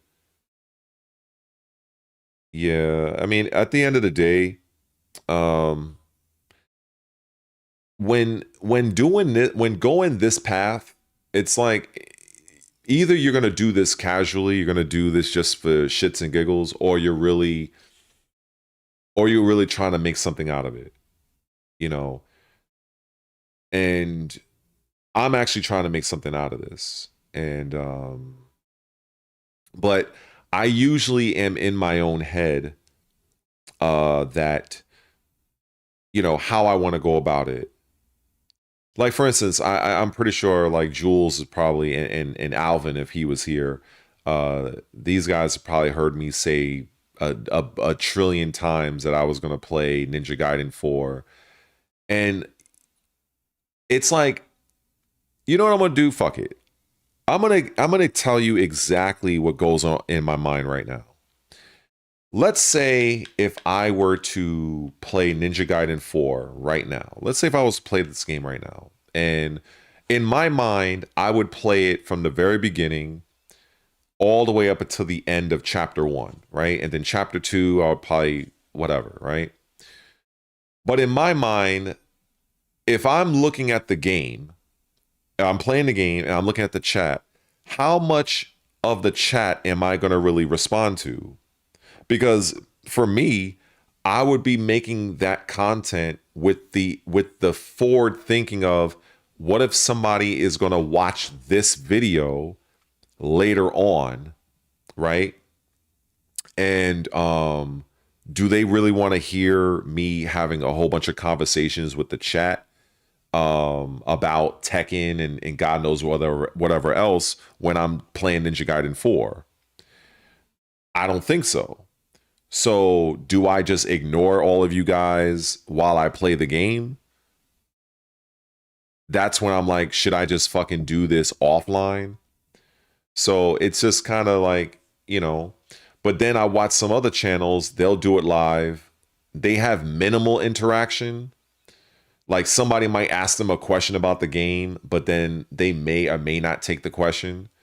So it's kind of like, this is why I say I be in my own head, because I'm just trying to figure out what's the best way for me to do this.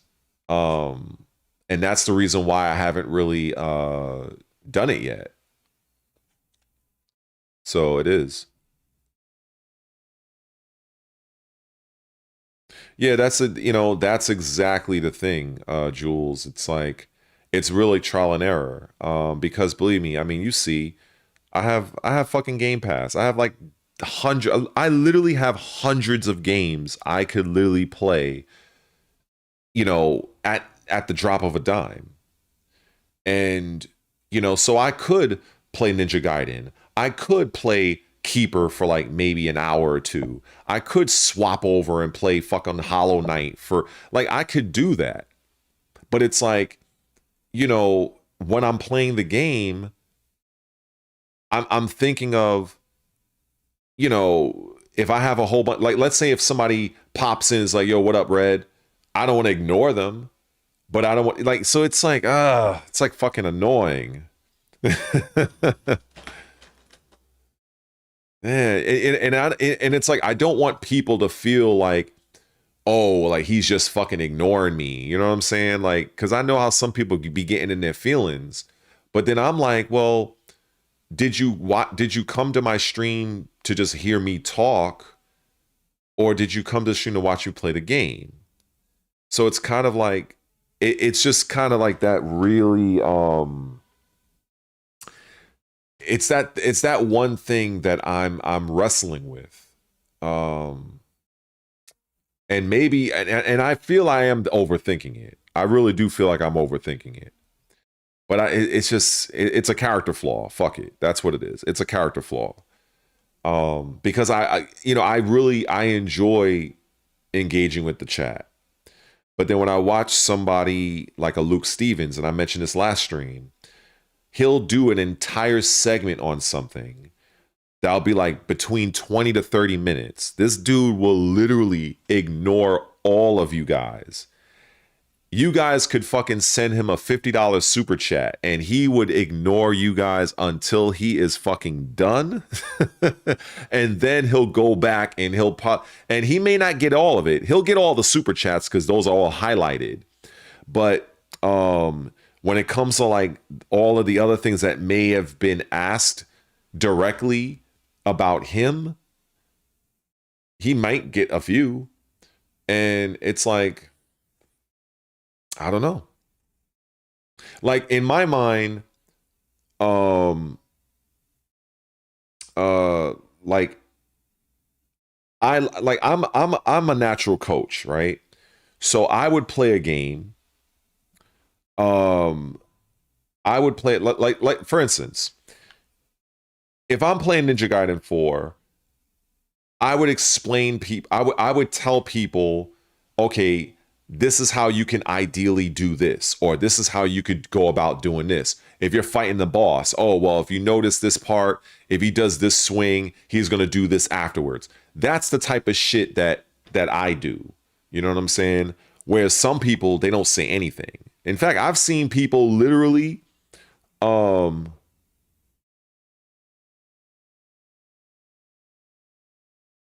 super chats go through the most and takes priority because of the AI. Yeah, that's the thing. I found out how they do that. It's an option that you can toggle on and off. I left mine off, and considering that I don't really get many super chats anyway, so it's kind of like whatever. But the few that I have gotten, you know, I've read them out and whatnot. There was one I did miss from one particular guy. I think he sent it as I was closing the stream and I missed it and I couldn't react, and it like it's there in the chat, but I can't respond. So I don't know. Like I said, I'm still learning and getting this shit down.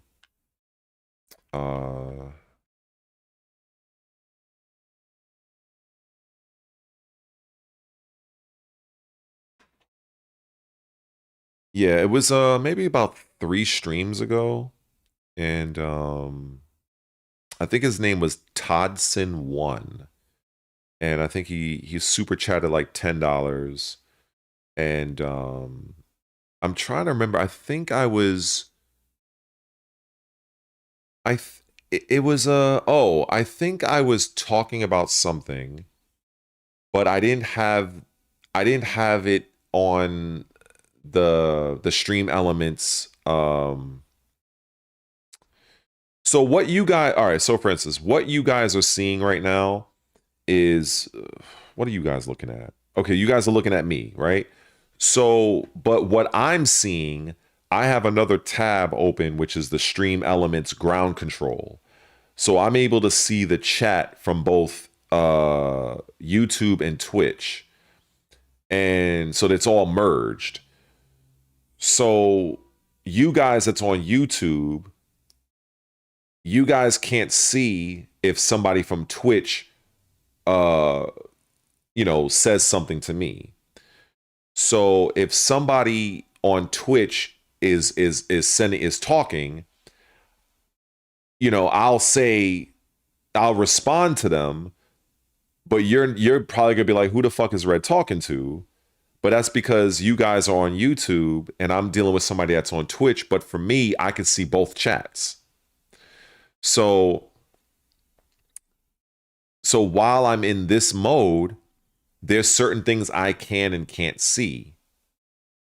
So it's kind of like just trying to figure out, like, just kind of, just try to get it as best as I can. The main reason why I'm even doing this whole stream ground control thing is for the multi-chat, because otherwise I would have to bounce between both YouTube and Twitch, and it's like, that's a pain in the ass. So, we do what we can.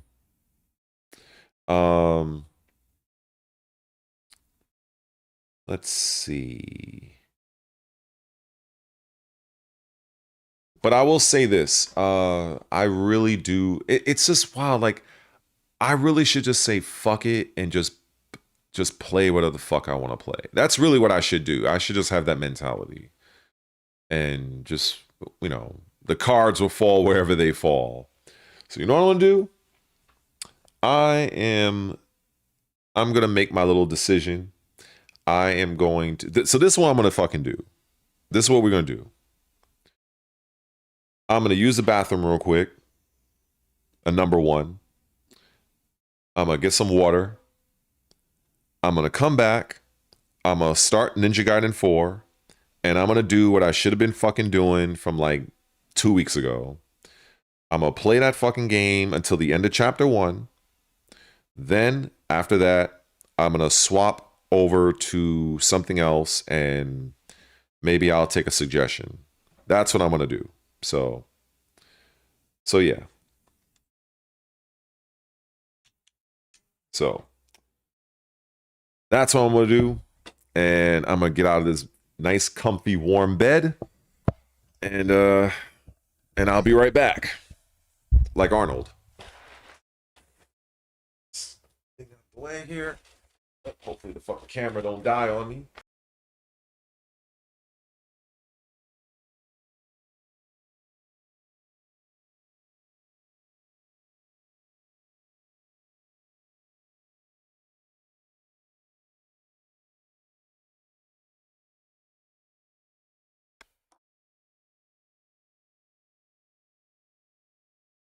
Oh my goodness. See, look at this. Every time I'm doing. All right, there we go. All right, god damn. So I tell you, every time I get up and like shit is wild. Anyway, all right. Let me get out of here real quick.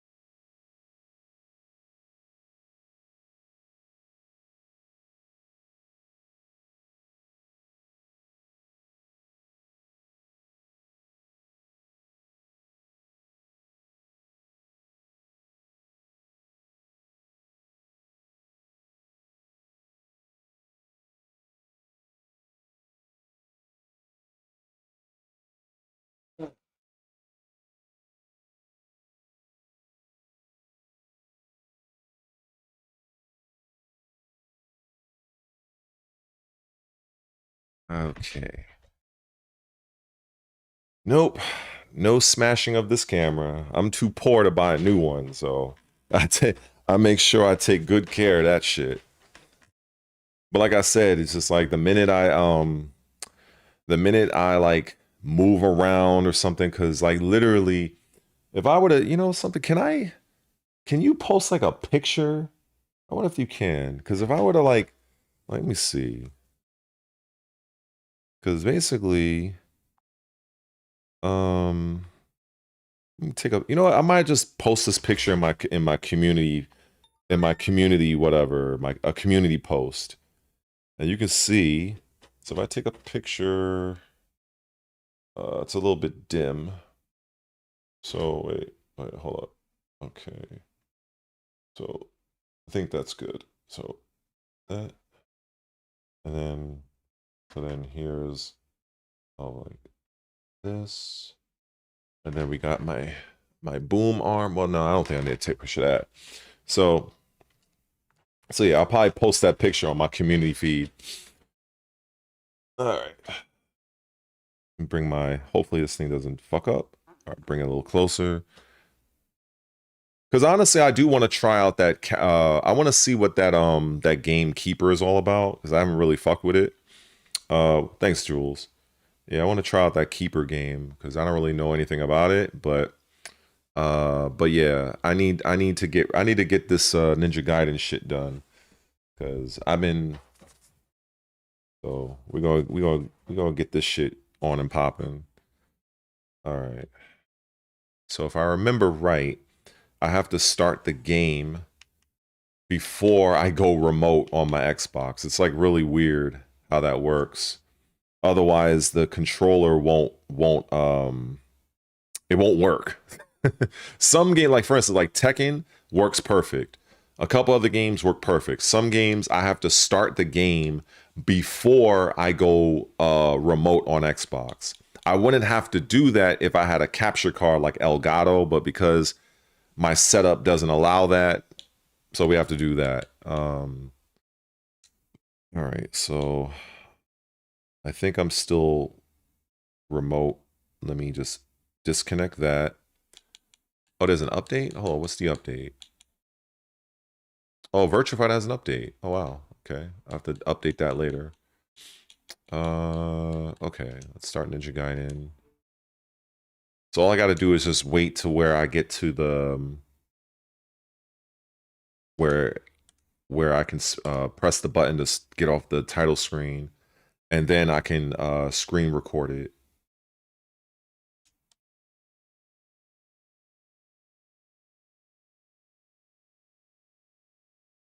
Okay. All right. Now I'm gonna go remote, and then I'm gonna share the screen if it doesn't already do it.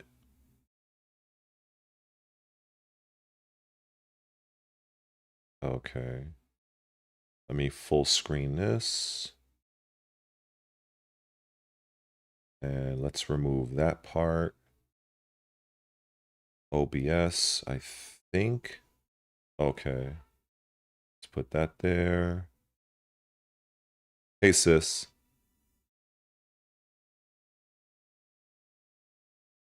My amazing sister. All right. So let me take it off window capture. Yeah, if I had like a Steam Deck, I'm hoping I can get a deal on Black Friday because I would love to. No, not a Stream Deck. Yeah, that's what it's called. If I can get that, then I can probably make more of these type of changes a little easier. But you know, I'm poor, so I ain't got all that.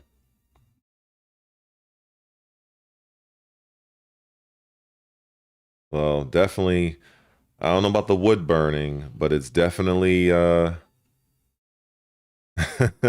it's definitely my brain trying to make things happen. All right. Oh, that's why I got to turn on the headset. Otherwise, there's no sound. I love you too, Diane. Best sister in the world.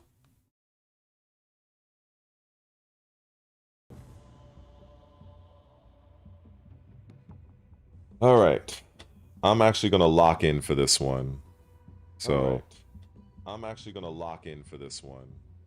So I'm actually going to lock in for this one. So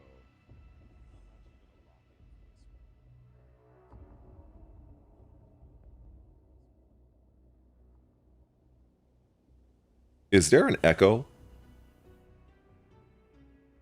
Is there an echo? Is there an echo? Is there an echo? Oh, fuck. God damn it. Hold on. Oh, fuck. Had a feeling that was going to be an issue. Hold on. Oh, fuck. Had a feeling that was going to be an issue. Hold on. Let me see. Let me see where this might be coming from. Let me see where this might be coming from.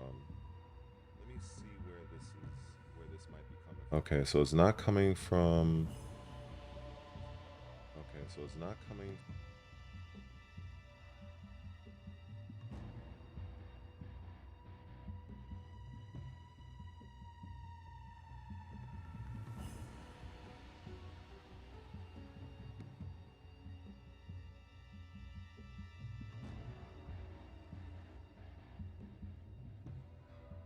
Okay.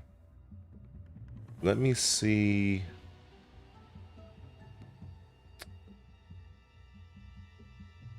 Let me see if it's okay,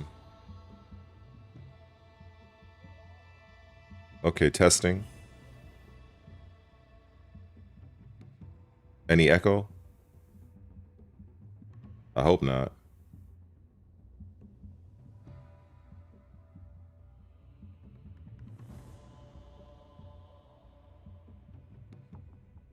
I don't think there's an echo right now.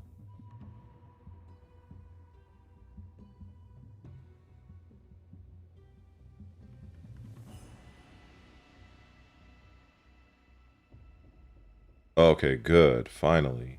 Basically, I think on my Twitch, I was I didn't mute the audio for somehow or another.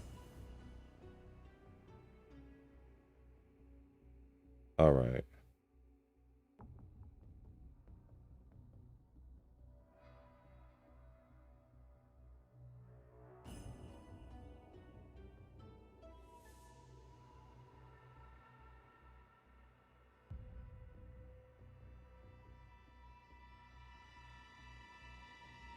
All right.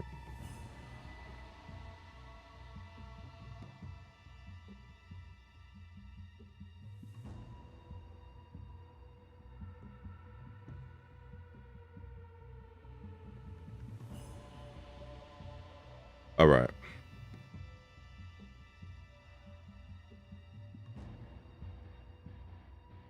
Okay, what's going on, everybody? So this is going to be my attempt at playing through Ninja Gaiden 4 in a Let's Play type of fashion. So I'm going to be playing this from the tutorial all the way up to the end of Chapter 1. I've done so in a few other times, but this time I'm going to try to approach it in a different way. And so let's just get started. So the first thing I'm going to do is, let me make sure that this is already active. I tend to prefer to have the camera. Okay, so see this? I usually prefer to have the camera at 1. I know at default it's at 5. So I always prefer to have the camera more zoomed in on my character. So I'm going to be playing this game on normal. I think on future playthroughs, I will play the game on a higher difficulty.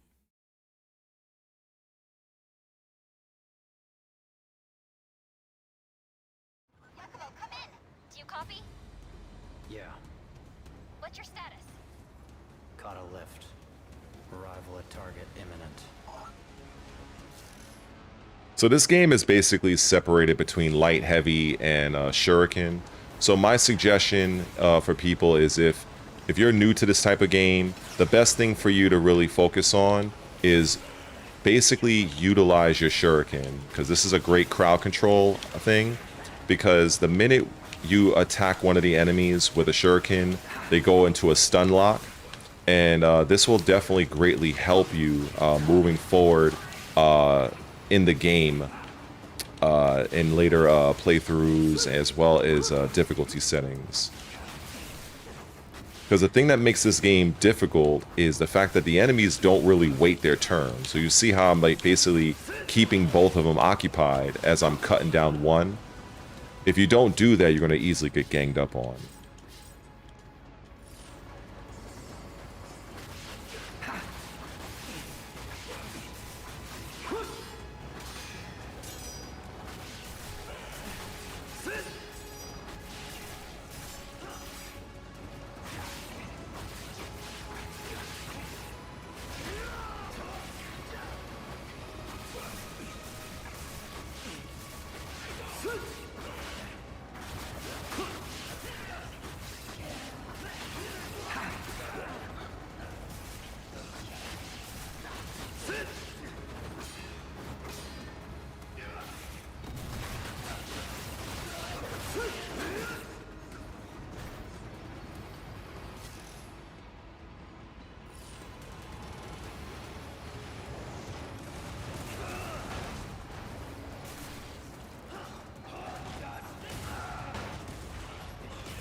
Yeah, these guys are annoying.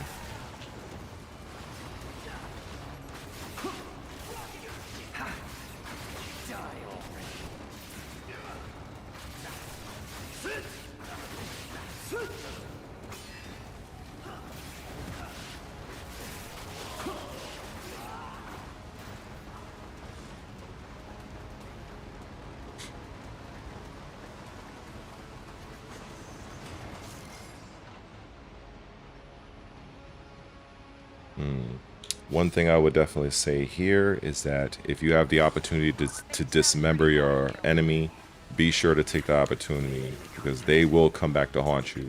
As example. So just like that. So you don't want that to happen to you. This part, obviously you have infinite health, so you don't have to worry about that. But after this part, if you see somebody with a hacked off leg or an arm, you better hit the heavy slash button and get rid of them.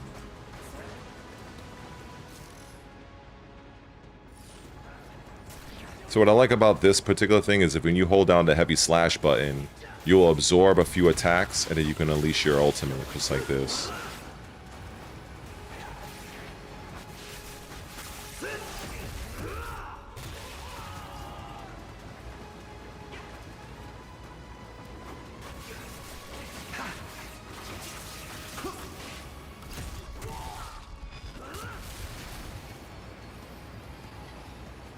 Love the walk animation. So now you're gonna do the Blood Raven form. Basically, he just combines his swords into like one giant sword, and it has all these extra properties that you can upgrade as the game moves forward.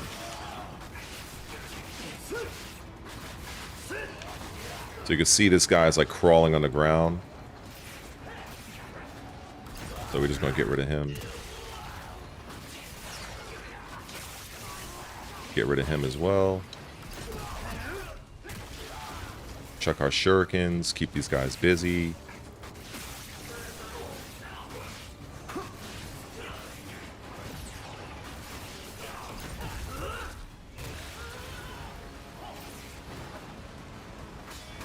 So he's blocking.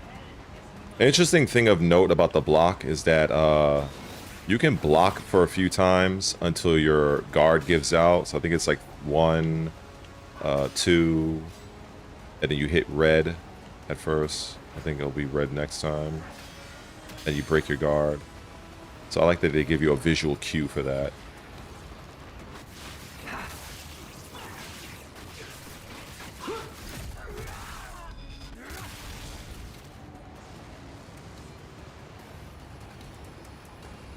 I love the walk animation of this character. Like such a badass.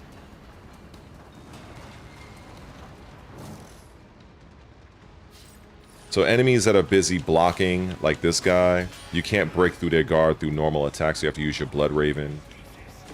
Like that.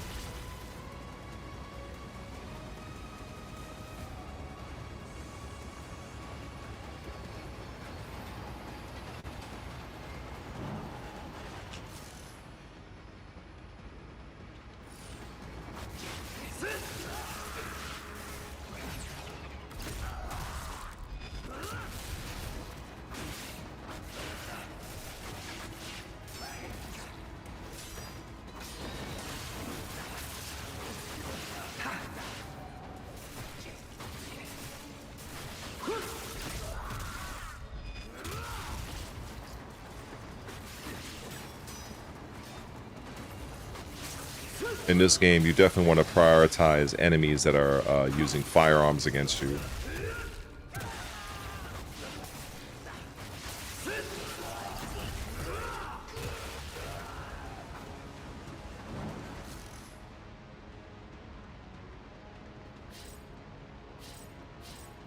So basically, if the enemy is utilizing a power attack like this, which is an area of effect, you can utilize your Blood Raven form to basically interrupt them.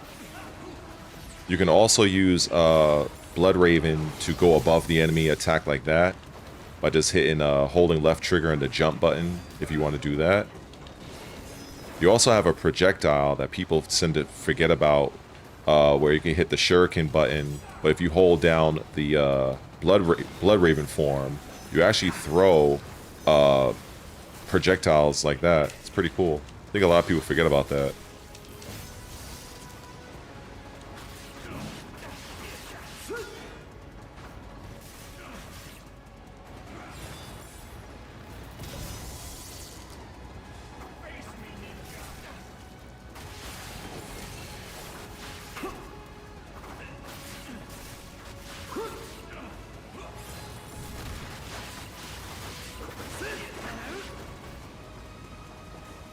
This guy's still alive?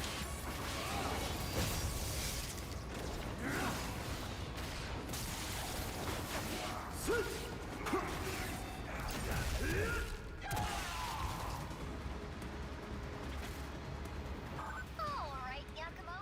You know what we're here for. Infiltrate the 4 shrines and break the seals on the Dark Dragon. Expect heavy resistance from the DDO. We're all counting on you, Yakumo. Got it. Just got visuals. You should be exiting the tunnel shortly.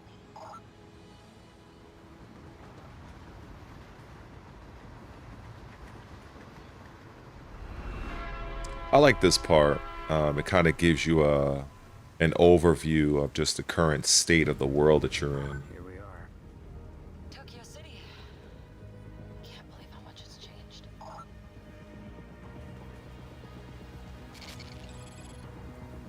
So one of the biggest complaints about this game really doesn't have anything to do with the game itself. It's basically surrounding the fact that this is really a Platinum Games developed title. So people who are on the fence about this game do solely because Ryu is not the main protagonist. I think if they're going to be on the fence about this game, I think they're really missing out, because I can tell you that this game, from an action standpoint, it's one of the best games I've played.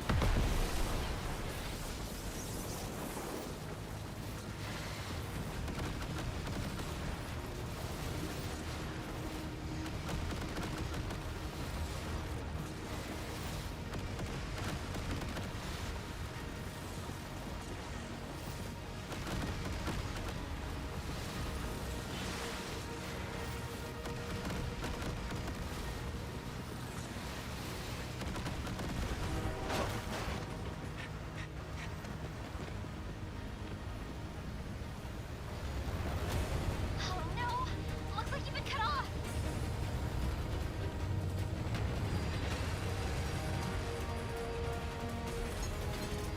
The thing I suggest people that are really on the fence about this game is just look at this game as a Platinum Games title. You know, don't if you're coming into this game solely fixated on Ryu, you're probably not going to enjoy the game, because you're going to be stuck with this, I want to play Ryu and that's all that matters. You have to kind of see past that, because after all, this game is not made by Team Ninja, it was made by Platinum Games. So if you judge the game solely on the premise of an action game, Long ago, it's very, very Dark strong. Dragon, youngest of the divine dragon gods, wreaked havoc across the world. Awakened by the fiends of the underworld, the corrupted dragon fractured the very earth and plunged humanity into chaos. The plot of the Fiends was ultimately thwarted through the efforts of a sole ninja, Ryu Hayabusa. A master ninja with superhuman skills who has eradicated the forces of evil time and time again. Not even the Dragon God was able to stand against Ryu Hayabusa, and order was restored to the world once more. However, several years ago, a powerful fiend and a mysterious priestess attempted to resurrect the Dark Dragon. And once again, Ryu took up arms to vanquish this threat. Yet, despite Ryu's heroic efforts, the Dark Dragon's husk remained, brimming with immeasurable power fueled by the countless lives sacrificed in the summoning ritual. And from this husk fell an endless downpour of cursed rain.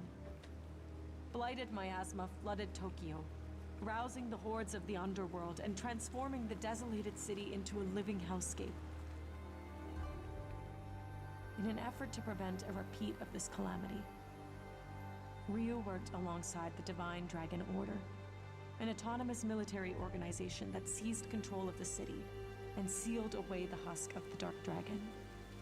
Still infested with blight and vile fiends, the abandoned Tokyo continues its struggle against chaos to this day.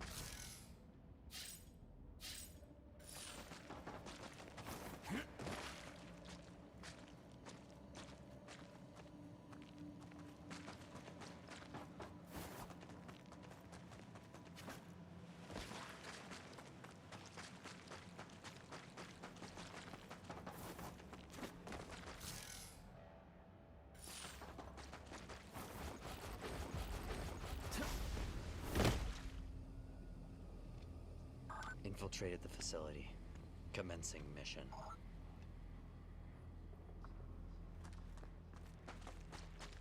Roger that. Watch out for DDO patrols along the way. Time to clear our clan's name for good. Black and Rain beckons our bloodline's amends. Through the death of his priestess, must the dragon be cleansed. That's our duty foretold in the Raven Clan prophecy.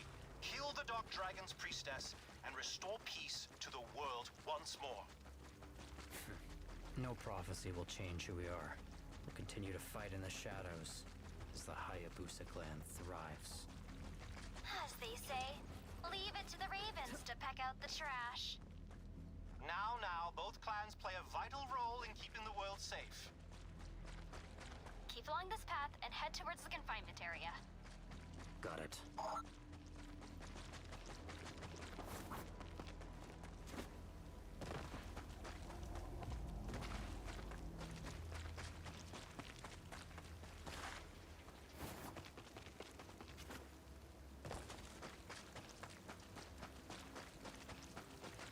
Company.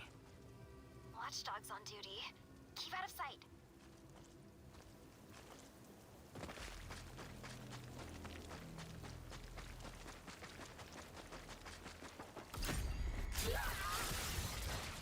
I love the fact that you're able to use assassination tactics whenever it's applicable. So I definitely appreciate that wholeheartedly.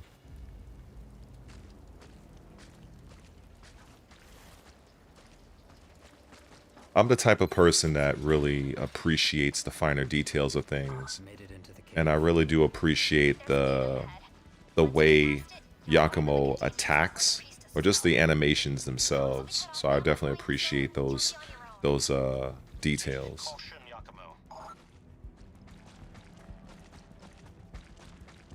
I mean, he's not Ryu, but, you know, I accept that. I accept that he's not Ryu. He's not really trying to be Ryu. Well, not overtly.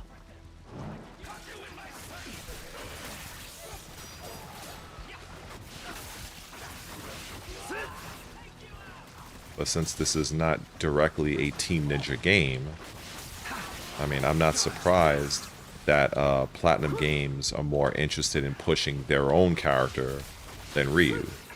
So, doesn't surprise me. And once I got past that point, once I got past that particular, I guess, situation, I was able to enjoy the game better.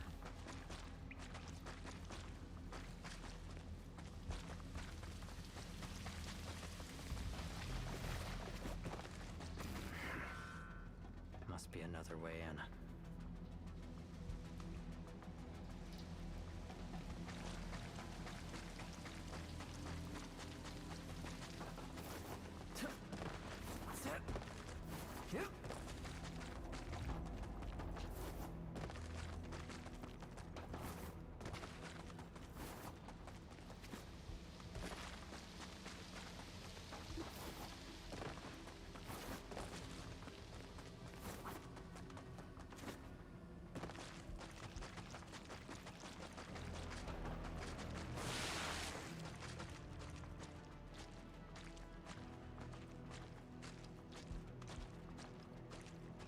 Made it to the gate. The target area is close by. Understood. The priestess should be held up ahead. Signal's breaking up. I'll call you back when you're out. Who does she think she is, bossing us around? She's a prisoner, damn it, not a princess.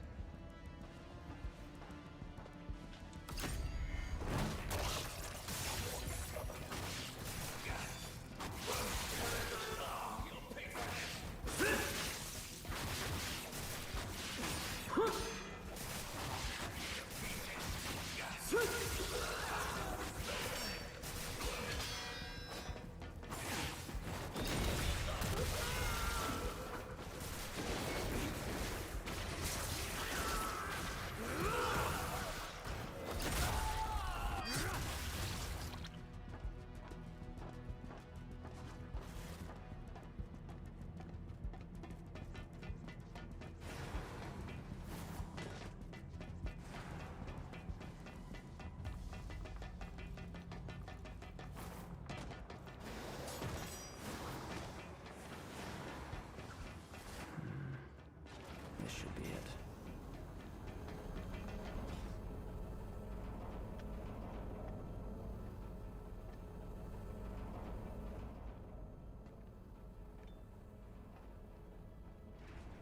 Hey there.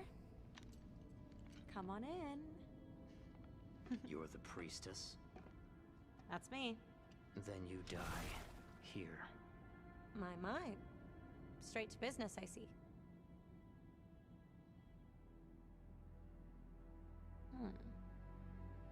That mask. You're a ninja of the Raven clan. Come to end my life like in your prophecy, I'm guessing? Blackened rain beckons, our bloodlines immense. Through the death of his priestess, must the dragon be cleansed. You have no idea, do you? What your prophecy really means. What? Your clan's ancestor, the big bad dark dragon, was slain by a Hayabusa master ninja. But the dark dragon was brought back to life. Only this time, they sealed him away to try and keep him gone for good. Sealed away. But his husk remained intact. Drizzling poison over Tokyo ever since. But you know that already. Don't you? Since ancient times, the Hayabusa and Raven ninja clans have fought to keep peace, with the Hayabusa clan in the spotlight. But your clan, the Raven clan, has always had a secret motive. To slay our ancestor, the Dark Dragon. Bingo. Your prophecy says you can cleanse the Dark Dragon through the death of his priestess. But if you kill me now, the seals on the Dark Dragon will remain intact, and this calamity will never end. I mean, I'm kind of the one who sealed off the Dark Dragon in the first place, so... Just think for a sec. The dragon was already killed once, but that didn't stop him from being resurrected. That's proof right there that you can't just kill him the normal way. Get to the point. The point is, if you want the dragon dead, there's a way you've got to do it. The only way to really vanquish the Dark Dragon is to break the magic seals, complete the resurrection ritual, and purify him. Purify him. I'll explain later. More importantly, we should team up. Help me break the seals on the Dark Dragon. Or kill me now, but that'd keep your clan's mission from ever being completed. Your choice. Drives a hard bargain. If I try to pull anything shady, just cut me down then and there. You have nothing to lose. What do you say?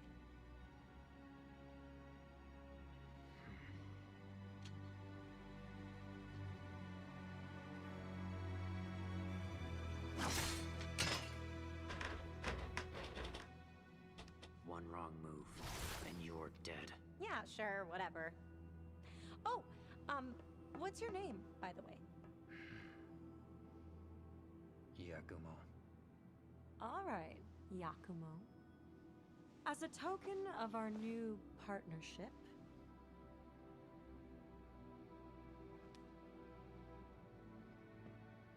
What is it? just think of it as a good luck charm. But you've got to keep it safe until we kill the Dark Dragon. Promise? Let's get going, shall we? Reviving the Dark Dragon is going to piss off a lot of people. Should be fun. Oh, before I forget, my name's Sayori. Put her there, partner.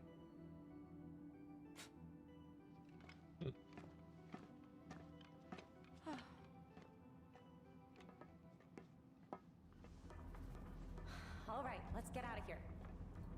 Umi, change of plans. I'm helping the priestess escape. Huh? Oh, what? No time to talk. I'll explain once we're out. Shutting off comms for now. Hang on a sec. You can't just... Friend of yours? You could say that. So, what are they like? Not your concern.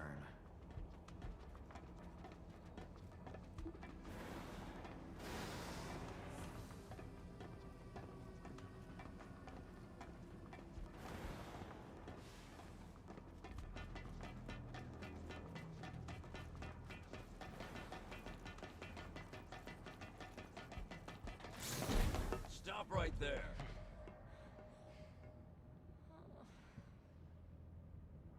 On your guard, Yakumo. That man is Kagachi, Grand General of the Divine Dragon Order. I don't recognize you or your uniform, but if you're here to take Sayori away... That's some entrance. Again.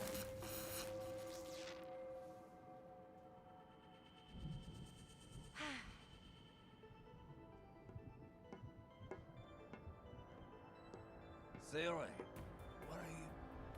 Thank you, and the DDO, for keeping me safe, for everything. But there's just something I need to go take care of. So, No hard feelings. She hit him with the okie doke.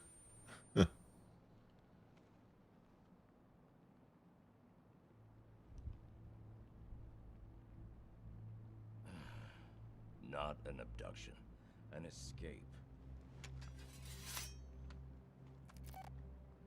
It's me, Kagachi. We have a problem. Siore has escaped the facility. Yeah. I'll send you the details. Thanks. I owe you one. Hayabusa.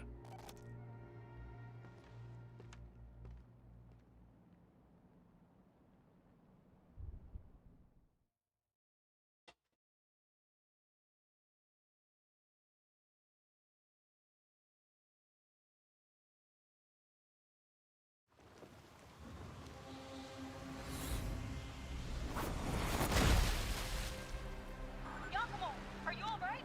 I'm fine. Proceeding with the mission.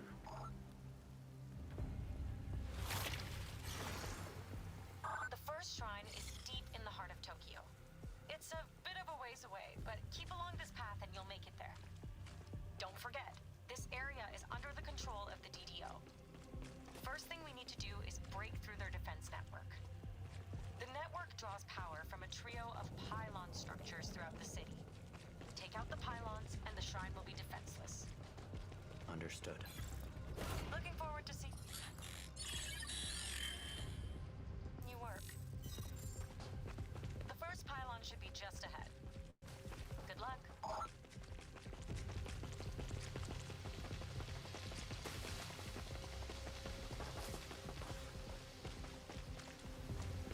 So for me, I've always been the type of player that likes to explore his surroundings, and I'm a bit of a treasure seeker. So if there's like little knickknacks to be found, I'm definitely going to try my best to find them. So definitely not the speedrunner type, so I may not appeal to the speedrunner, you know, type of players.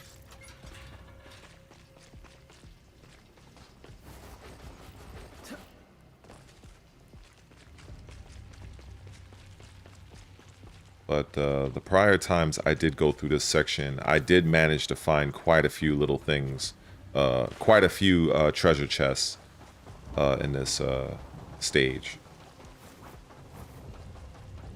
So exploring is definitely well worth it.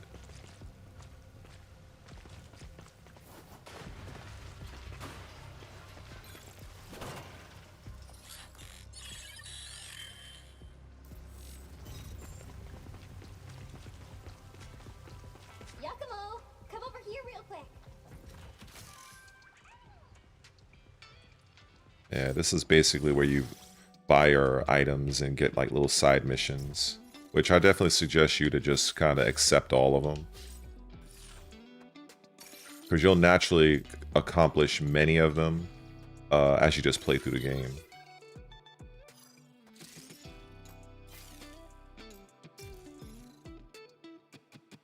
Let's see. Hope that helps. Yakumo, how are you doing? Fine. So far. Listen, I'm not sure if we should trust that priestess just yet. If we find out she's lying, I'll kill her as we originally planned. Either way, the DDO would still be after us. You have a point. Oh, almost forgot. Take this. You can use this to heal up in a pinch. Go ahead and try it now.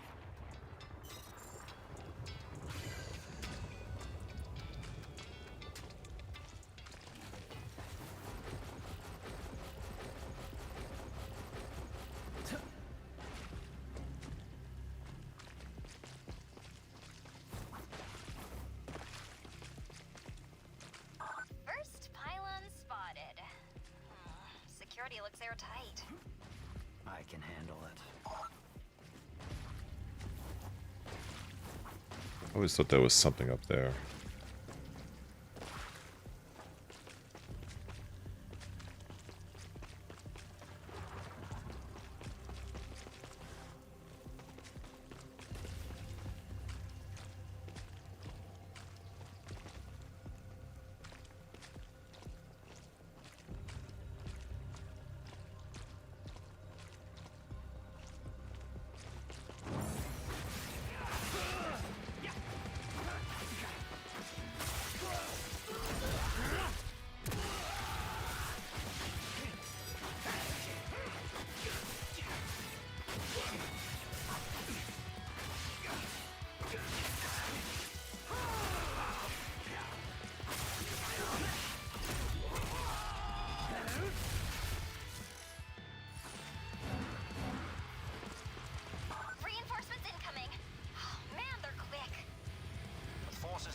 coordinated, it's no surprise the DDO was able to take control of Tokyo.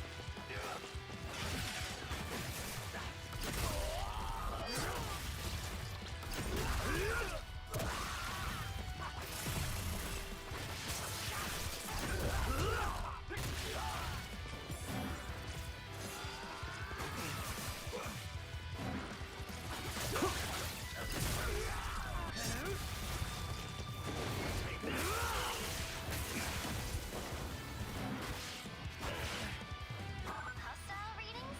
Negative. Pylon's all yours.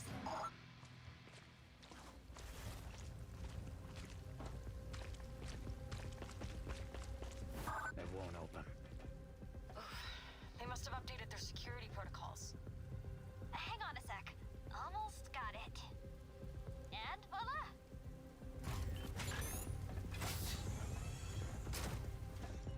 Thanks.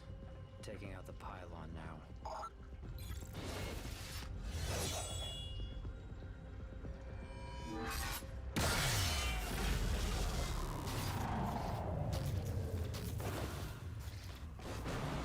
System error. Energy pylon output 30% deficiency.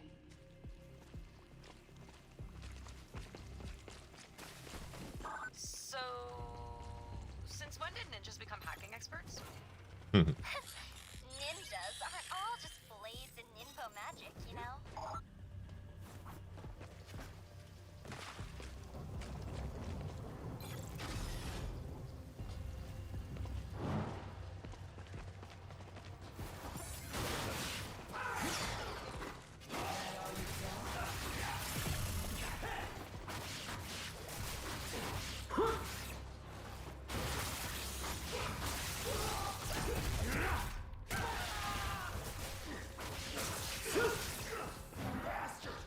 I think you lost something. Lost something there, buddy? Aw, it's alright.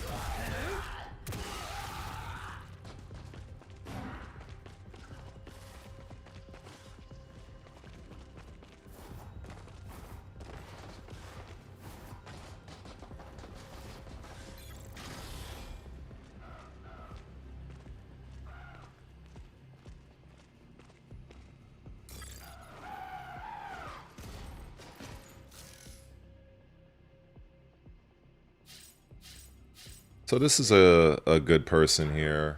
You can learn your techniques and get access to your training mode. It's pretty cool. I came here to whip your ass into shape. Don't think you can skip out on your training that easily. You still got a lot left to learn. Just cough up the coin and I'll teach you some new tricks. How about it? And everybody trying to make a profit in this world.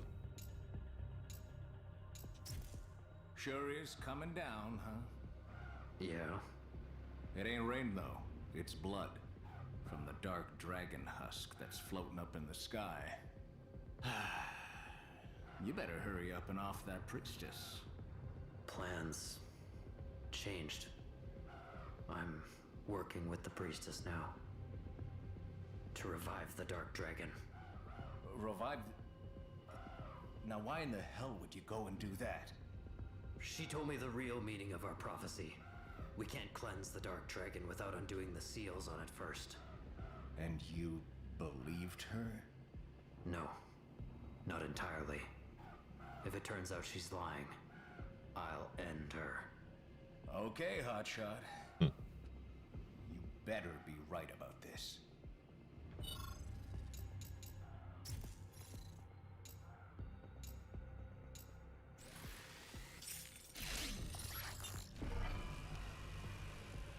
Gotta have the Azuna drop. Practice. It's a classic skill. Down, that's all that matters. This is a great skill as well to pick up early on. It's more of an aggressive defense. You're literally pressing the heavy slash button as the opponent is actually attacking you. And I think that's just the thing that I really enjoy about this game is how nuanced it is. Like, you can button mash this game to a point, but if you're trying to like get further into the game, especially at higher difficulty levels, button mashing will only get you so far.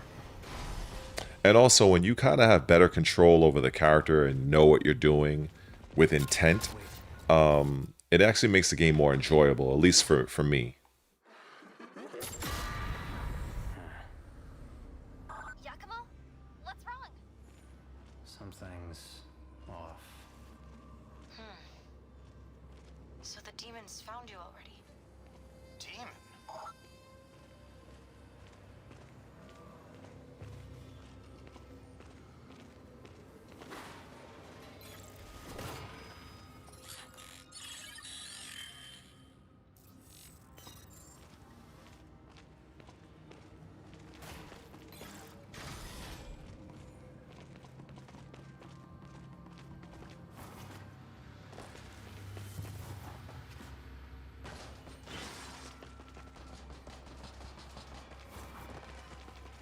What the hell happened here?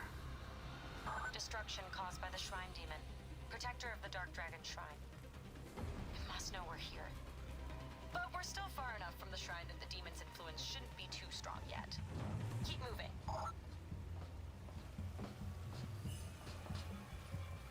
This is really impressive. I really like the noir cyberpunk type theme. It really lends itself well to this type of environment. Oh, look at this dumb fuck. Come on. To your death.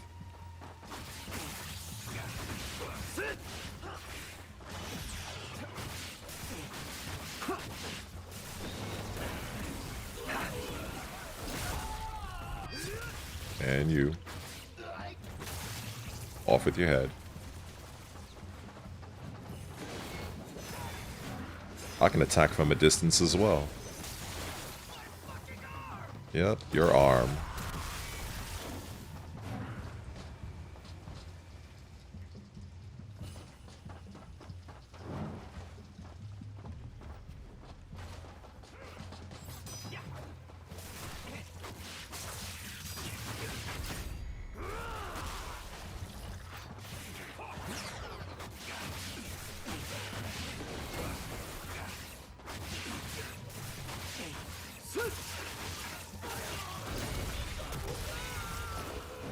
Yeah, buddy. Nope. Off with your head. Won't be needing that no more.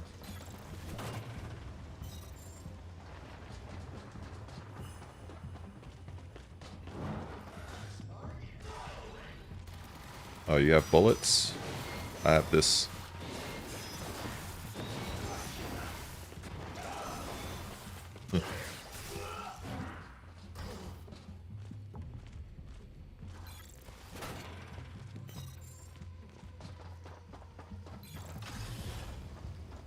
Oh, look at you. I'll take care of you first.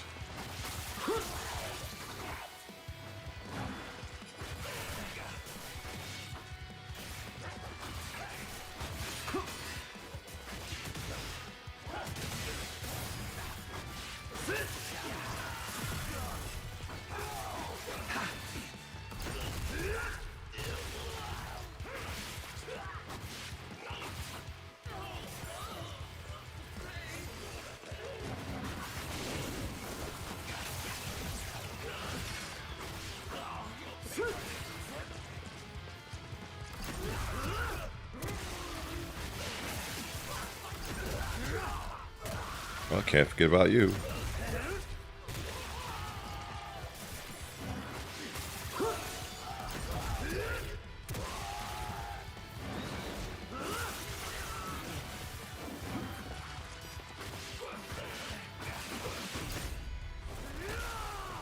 Who's next? No, sir.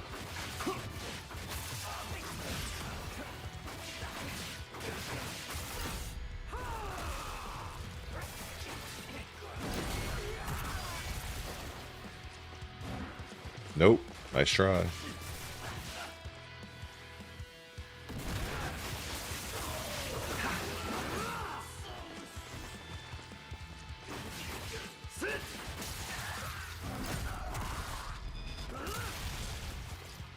Anybody else? Oh, of course. Oh, rocket launcher.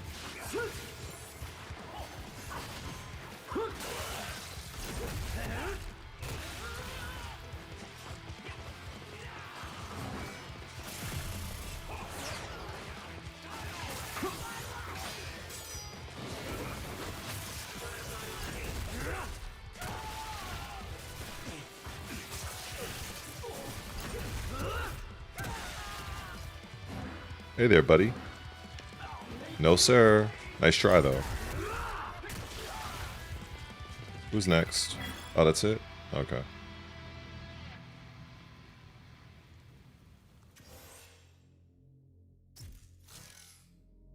Speaking about nuance, I definitely like how you can upgrade your weapons.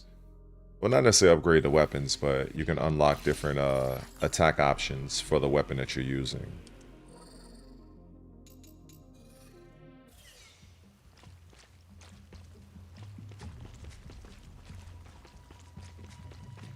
Let's see. Oh.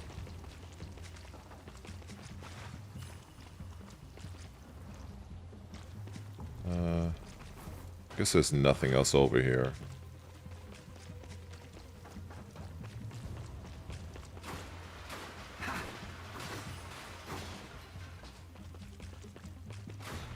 Guess not.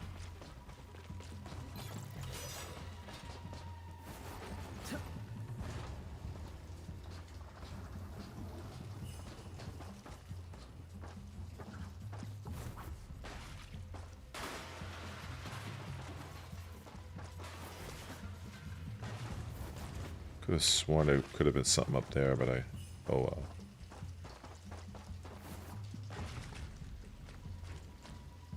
I feel like there's something down here.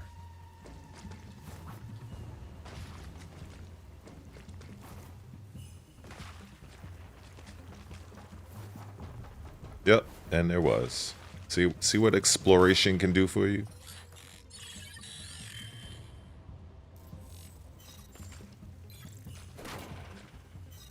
I wonder how many people missed out on this.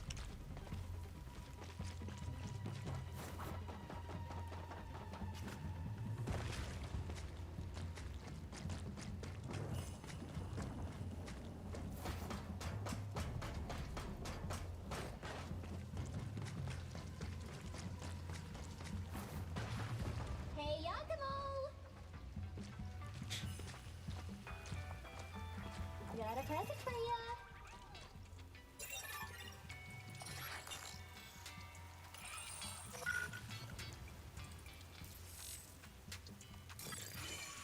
What do you need?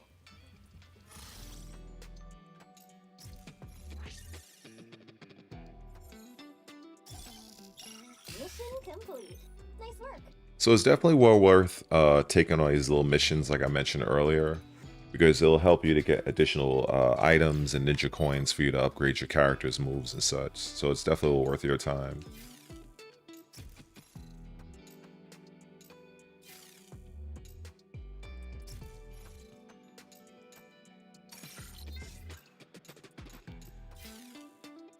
All right, back to it.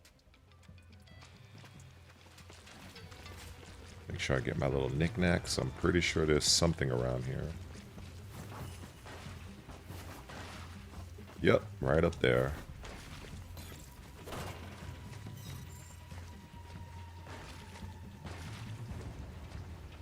And Anything down there? Okay.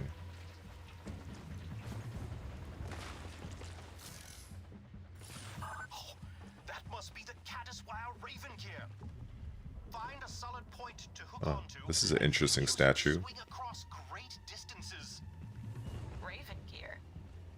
Yes, the cutting-edge technology developed through the Raven clan's private research.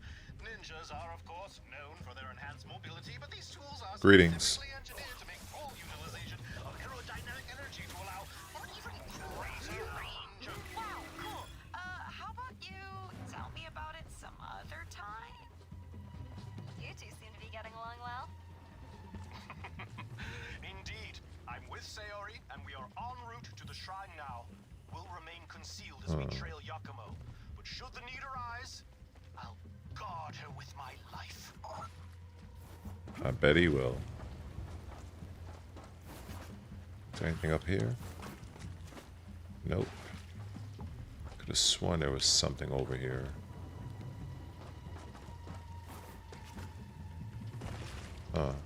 Maybe I was bugging.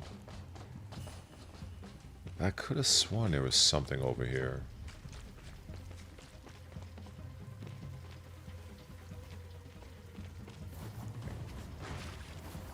It looks like there would be something here, but I guess not.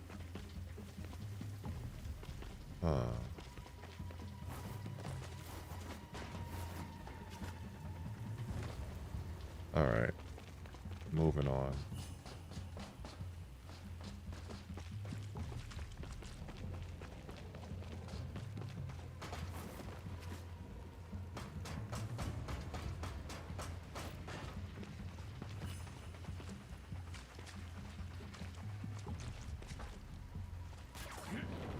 I really like how they animated that.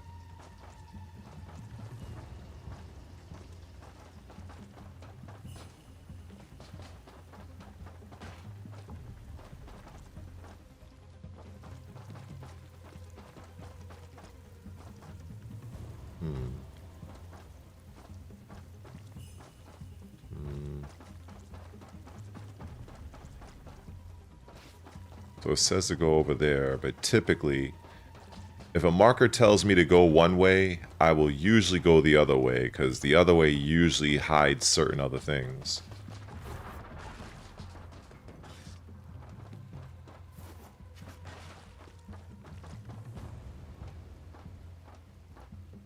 Huh. That's interesting. Oh, this place. Yeah, this is definitely a place to check out later on in your playthrough.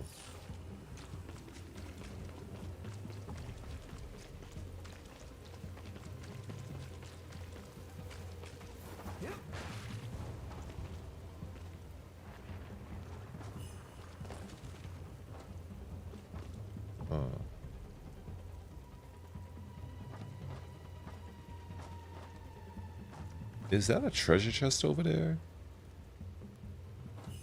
Huh.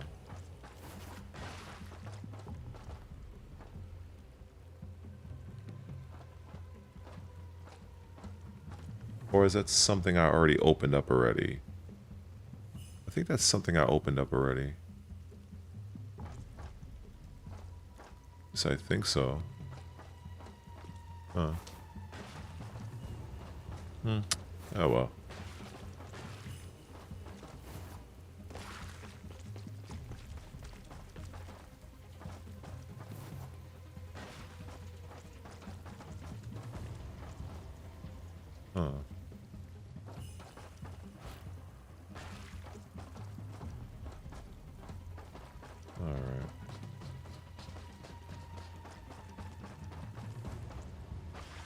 I probably would have spent more time there, but for the sake of the video, I'll move on.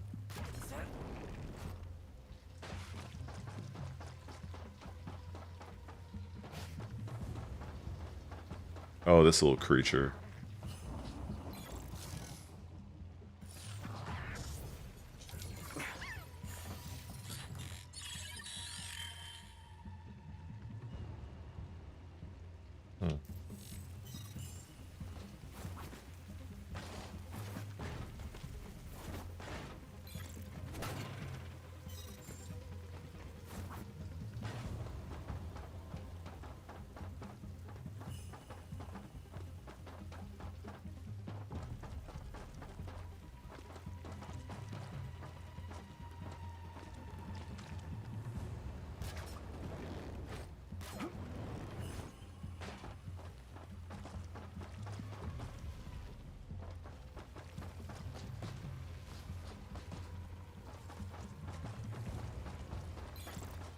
There's a lot of little hidden treasure chests on this stage.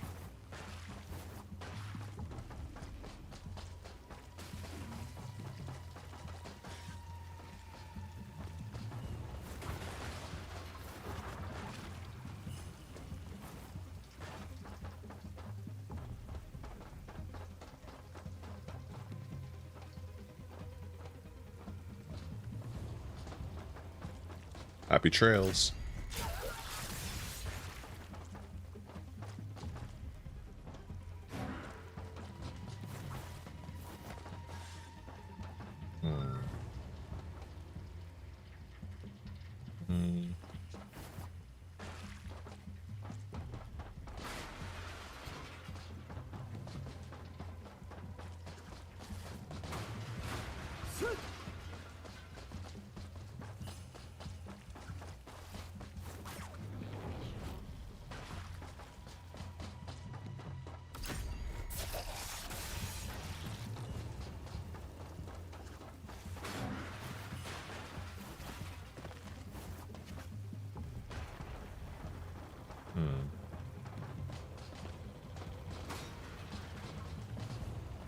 No threats detected.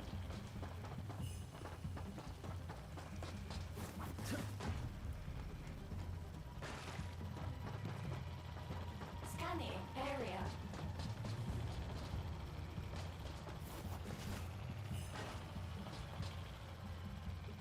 Patrolling. Patrolling.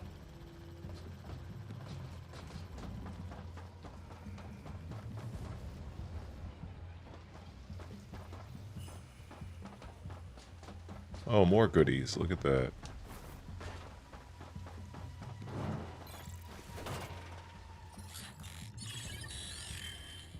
Oh, this is for defense. This is even better. I'll definitely take that.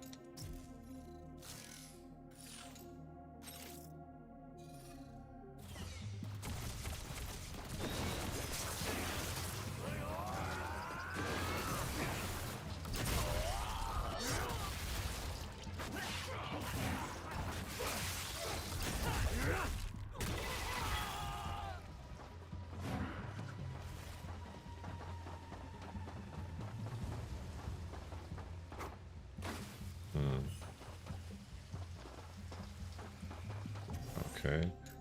Let's see what other weapon unlocks we have.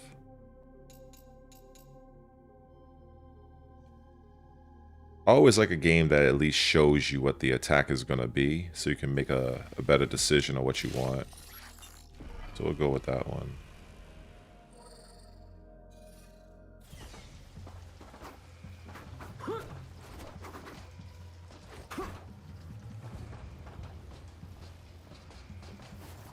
Anything up here? Nope. Oh, I forgot about this one.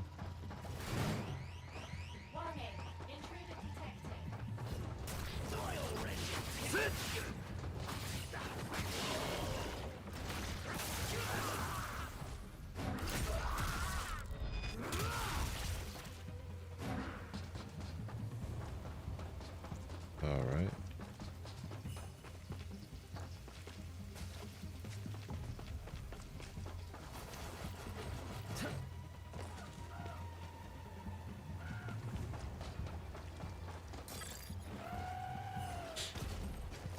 Got some new tricks for you.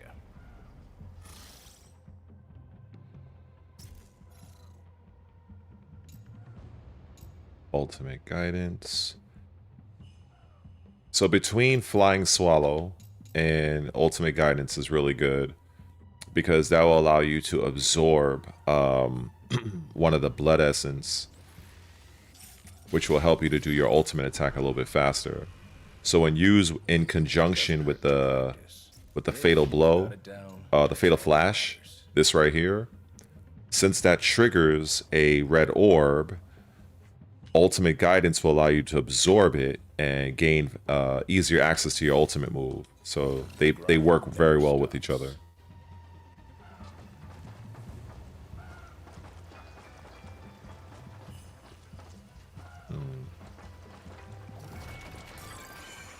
Good to see you, Yakumo.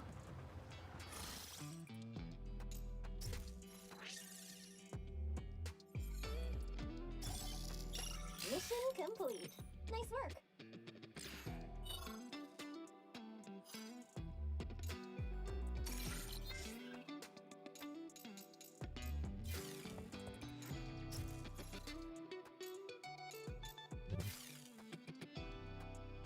Be safe out there.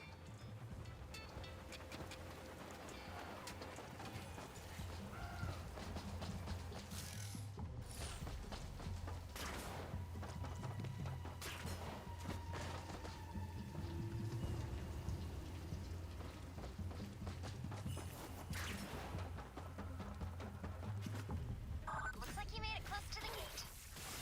But this place is swarming with DDO troops too. Pick him off quiet, or take him head on. I always prefer the quiet option. No threats detected. Oh fuck, that was by accident.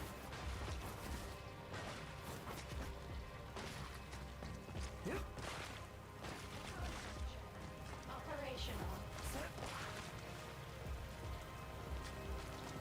I dropped down by accident. Scan results. All clear.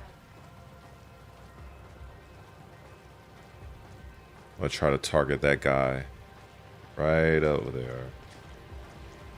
Scanning area.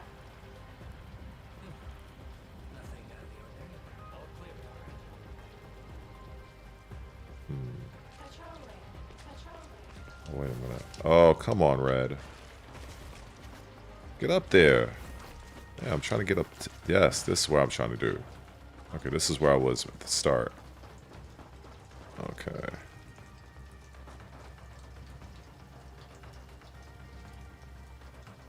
Scan results. All clear.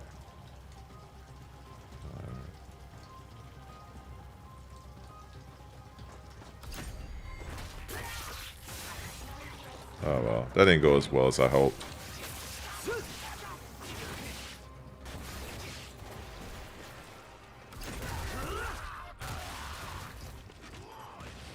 Oh boy. Come on. I was just about to get rid of this guy. Oh, where's he at?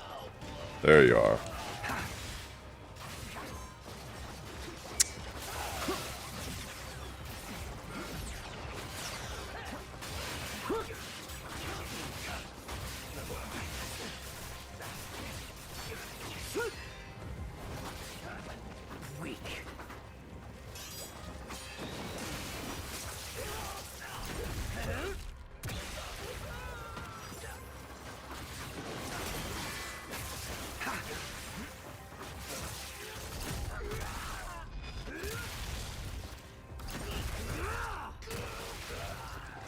Next.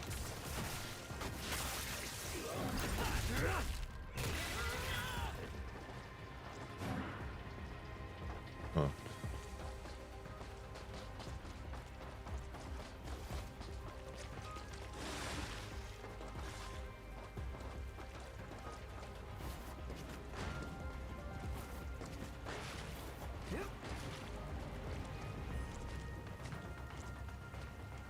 I know there's like a few chests over here somewhere. Let's see. Yeah. There we go.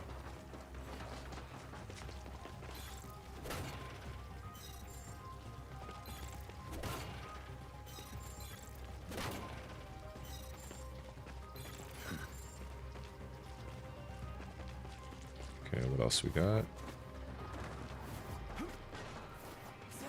Alright, nothing.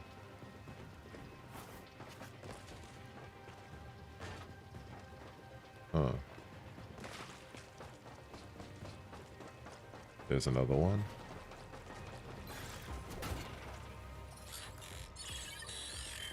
Good.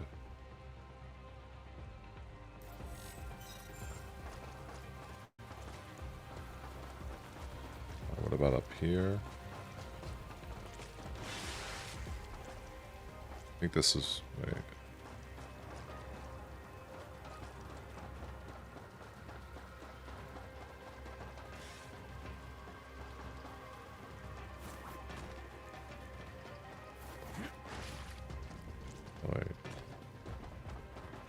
Oh, another one.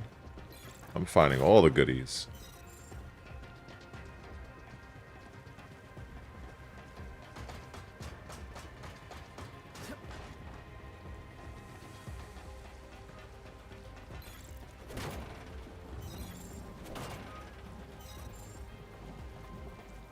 That's a lot of hostiles. Be careful. I'll clear them out.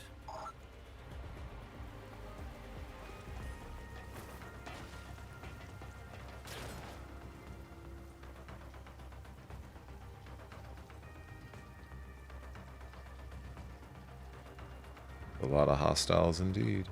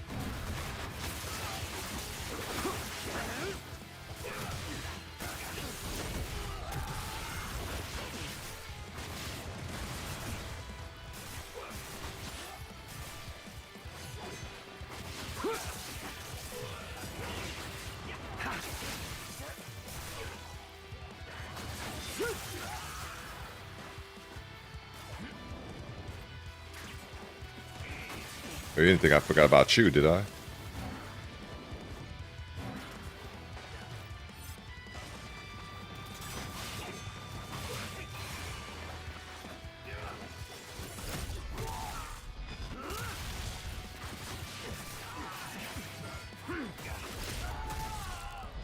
One by one, they'll all fall. You're mine.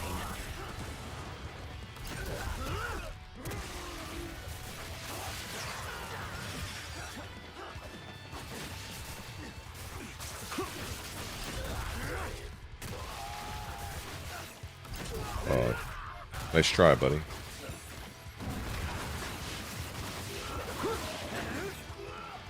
What you running for? No, asshole. Oh, nice shot.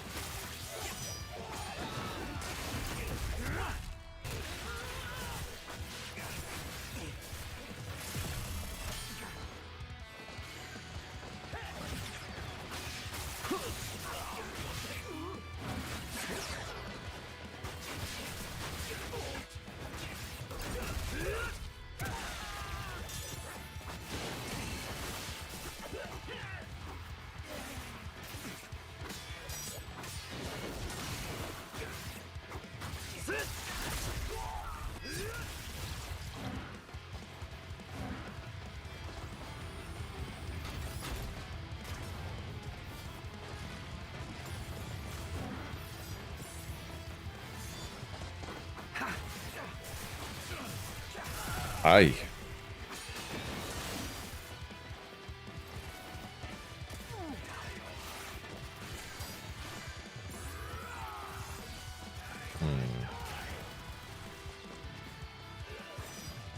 Mm-hmm.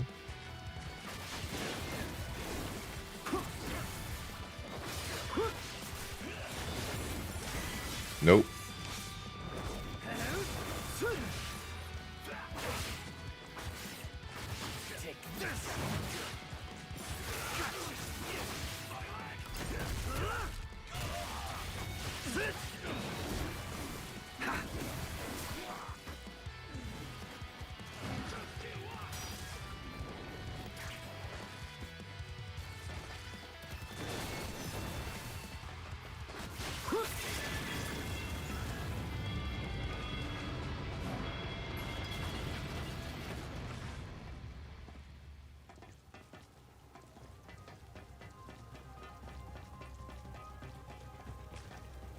Well, I played Doom: The Dark Ages a little bit, but I really enjoyed the game.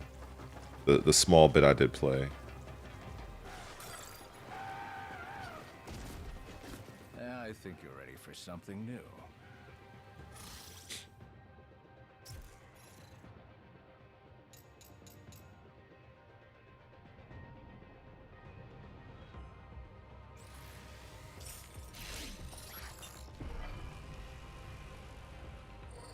Want to give it a shot? Too good for practice, huh?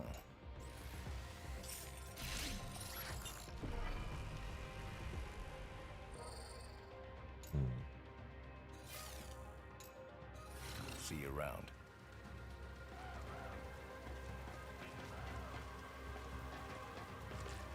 Is there anything up here? Of course there was.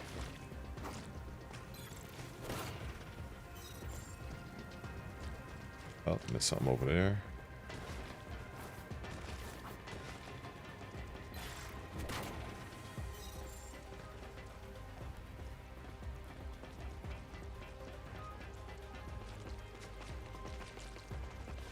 Oh, and there's more stuff. Like I said, I love finding goodies.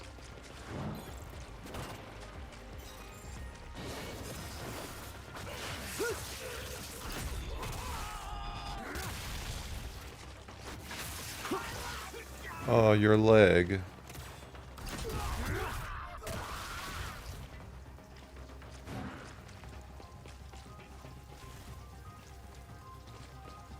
Okay.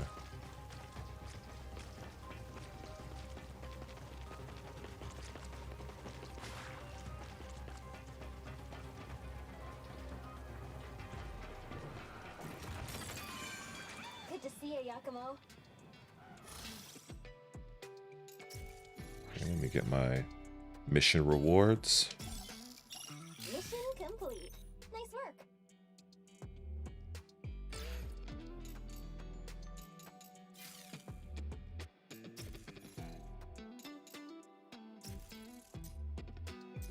Hope that helps. Pleasure doing business with ya. All right, back to it.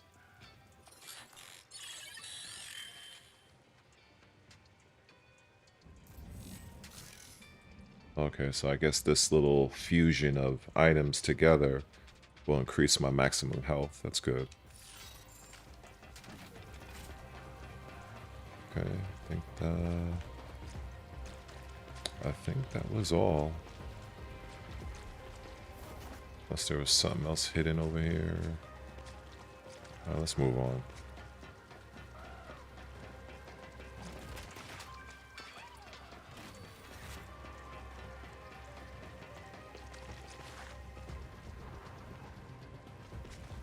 Yeah, we already went there.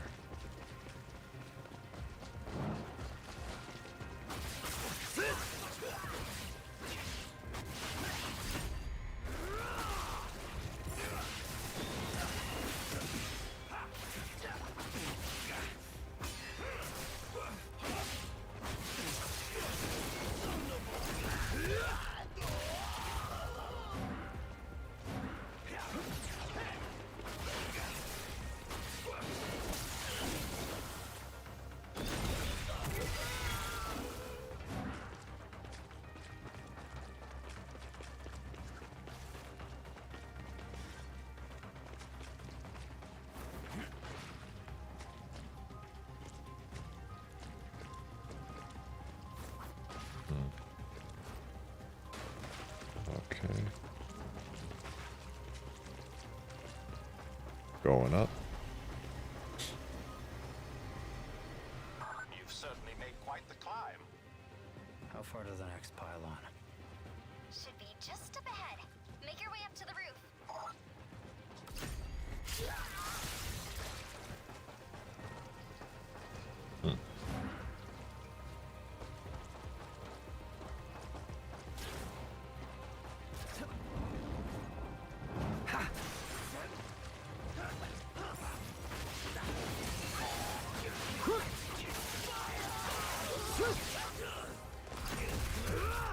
And you. And you.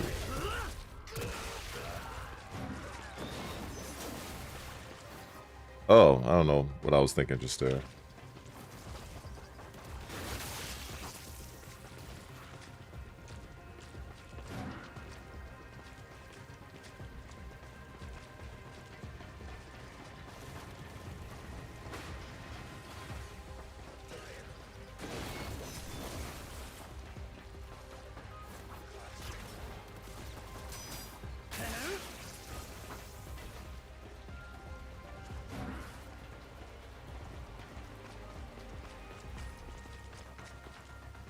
Oh.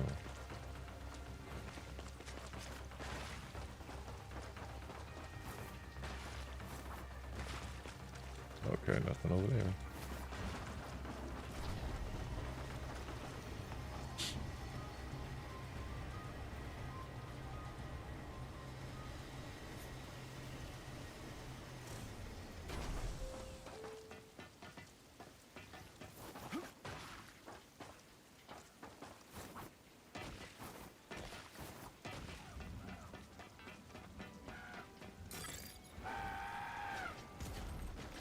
Got some new tricks for you.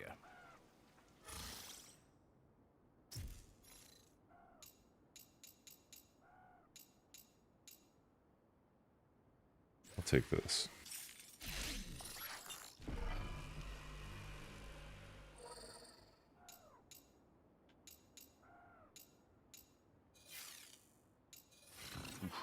I feel sorry for the sucker who crosses you next. What do you need?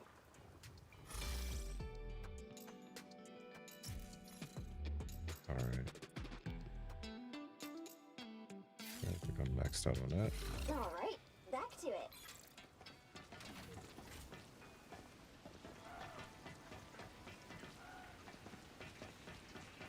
Okay. You're coming up on the pylon soon, Yakumo. I'm not alone.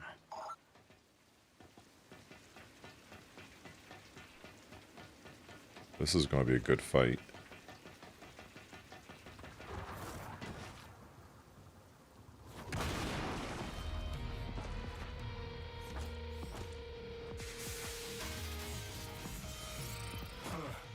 You've done well to make it this far, Raven Ninja.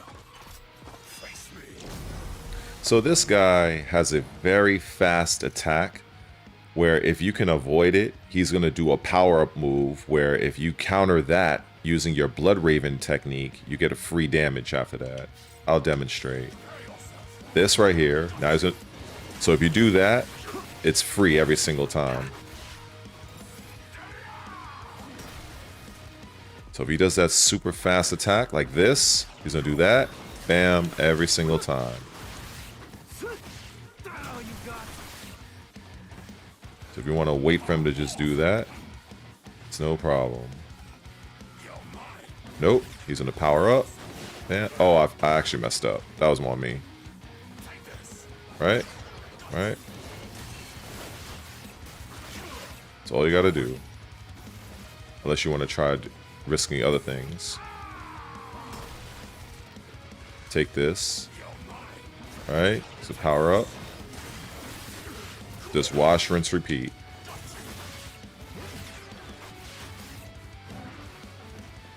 He's gonna do it again. Take this.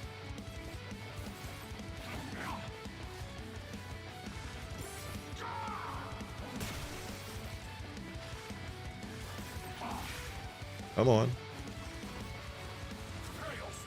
There we go.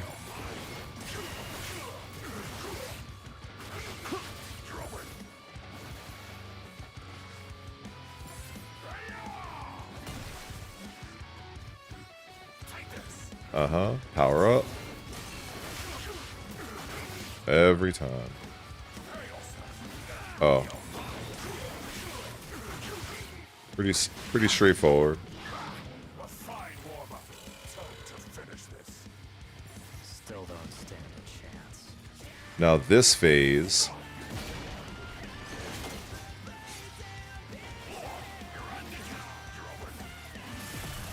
it's very possible to use your powered up Blood Raven form to attack from a distance when he charges up like this. Like that.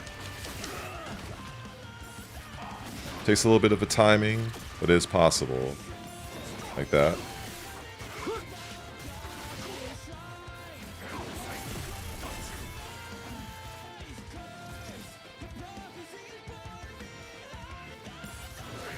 There we go. There we go. Do it again. Oh, avoid that. There we go. Uh-huh. Wash, rinse, repeat. Charge up. Left trigger hit. Shuriken buttons. Oh, I messed up. Come on. Oh, okay. Oh god, I'm fucking up. There we go. There you go.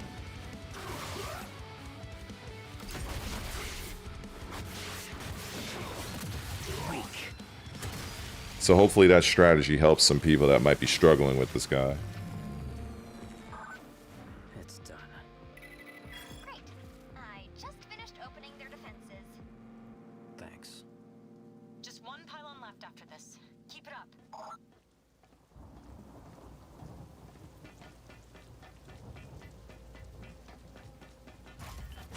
Any goodies over here? No. Probably not on the other side either.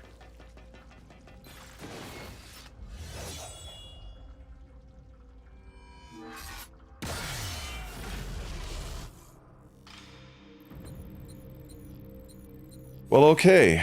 So I think that is a good point to kind of end this first, I guess, segment of this playthrough. So hopefully if you guys enjoyed that, especially this boss that I just fought, I think I gave a couple of good tips to handle that guy if any of you are actually struggling.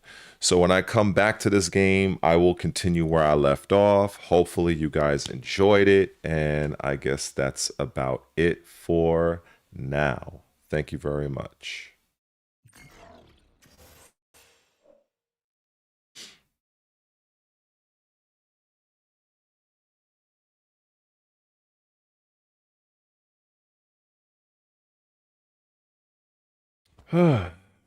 Well, that was fun. That was fun.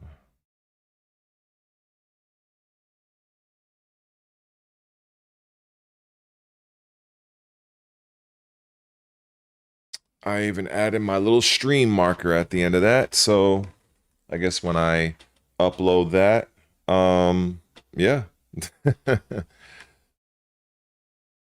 I didn't really start it the way I wanted.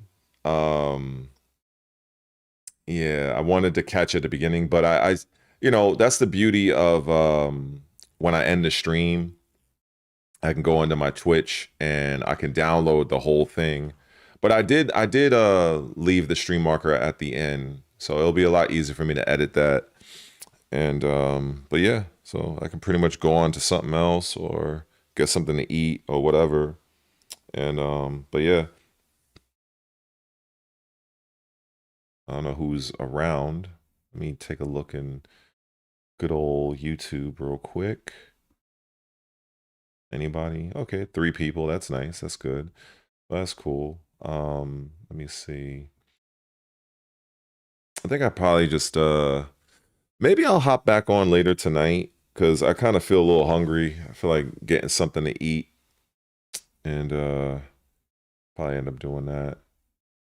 I think when I come back, I think I might mess around with Doom, but I don't know. It depends. It depends.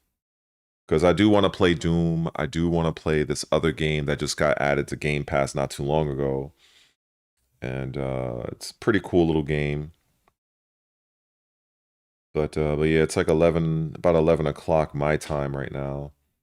And yeah, I think I probably should just get me a bite to eat. And yeah, like I said, I might get back on because I'm not feeling too sleepy. I'm just feeling like hungry. And yeah. I would love to. I would love to be able to use Lei in Tekken 8, and I'll have so much content for that because that's my actual main character. But you know, time will tell. Like you know, with regards to how that's gonna play out. But you know, it'll be nice. And honestly, I should just play Tekken 8 anyway. And just use different characters. Basically, you know, take a main man approach, even though I'm not trying to be a main man type person on my channel. But I mean, there's several different ways you can make content out of Tekken 8, and me just trying to whore out Raven all the time. It's like the Raven is as a character is not that strong when compared to the elite characters. So, you know, it's entertaining for the stream, but it's not like I can't use other characters. So I could probably do a ranked run with like other characters. That should be interesting. But yeah, I'm about to get up out of here and get a bite to eat, whatever. So like I said, I'll probably hop back on. If nobody happens to be on with me, that's cool. It'll be me just playing through a bunch of games that I'll be uploading to playlists anyway, which is kind of like the whole goal of what I just did with Ninja Gaiden 4. So yeah. But I guess I'll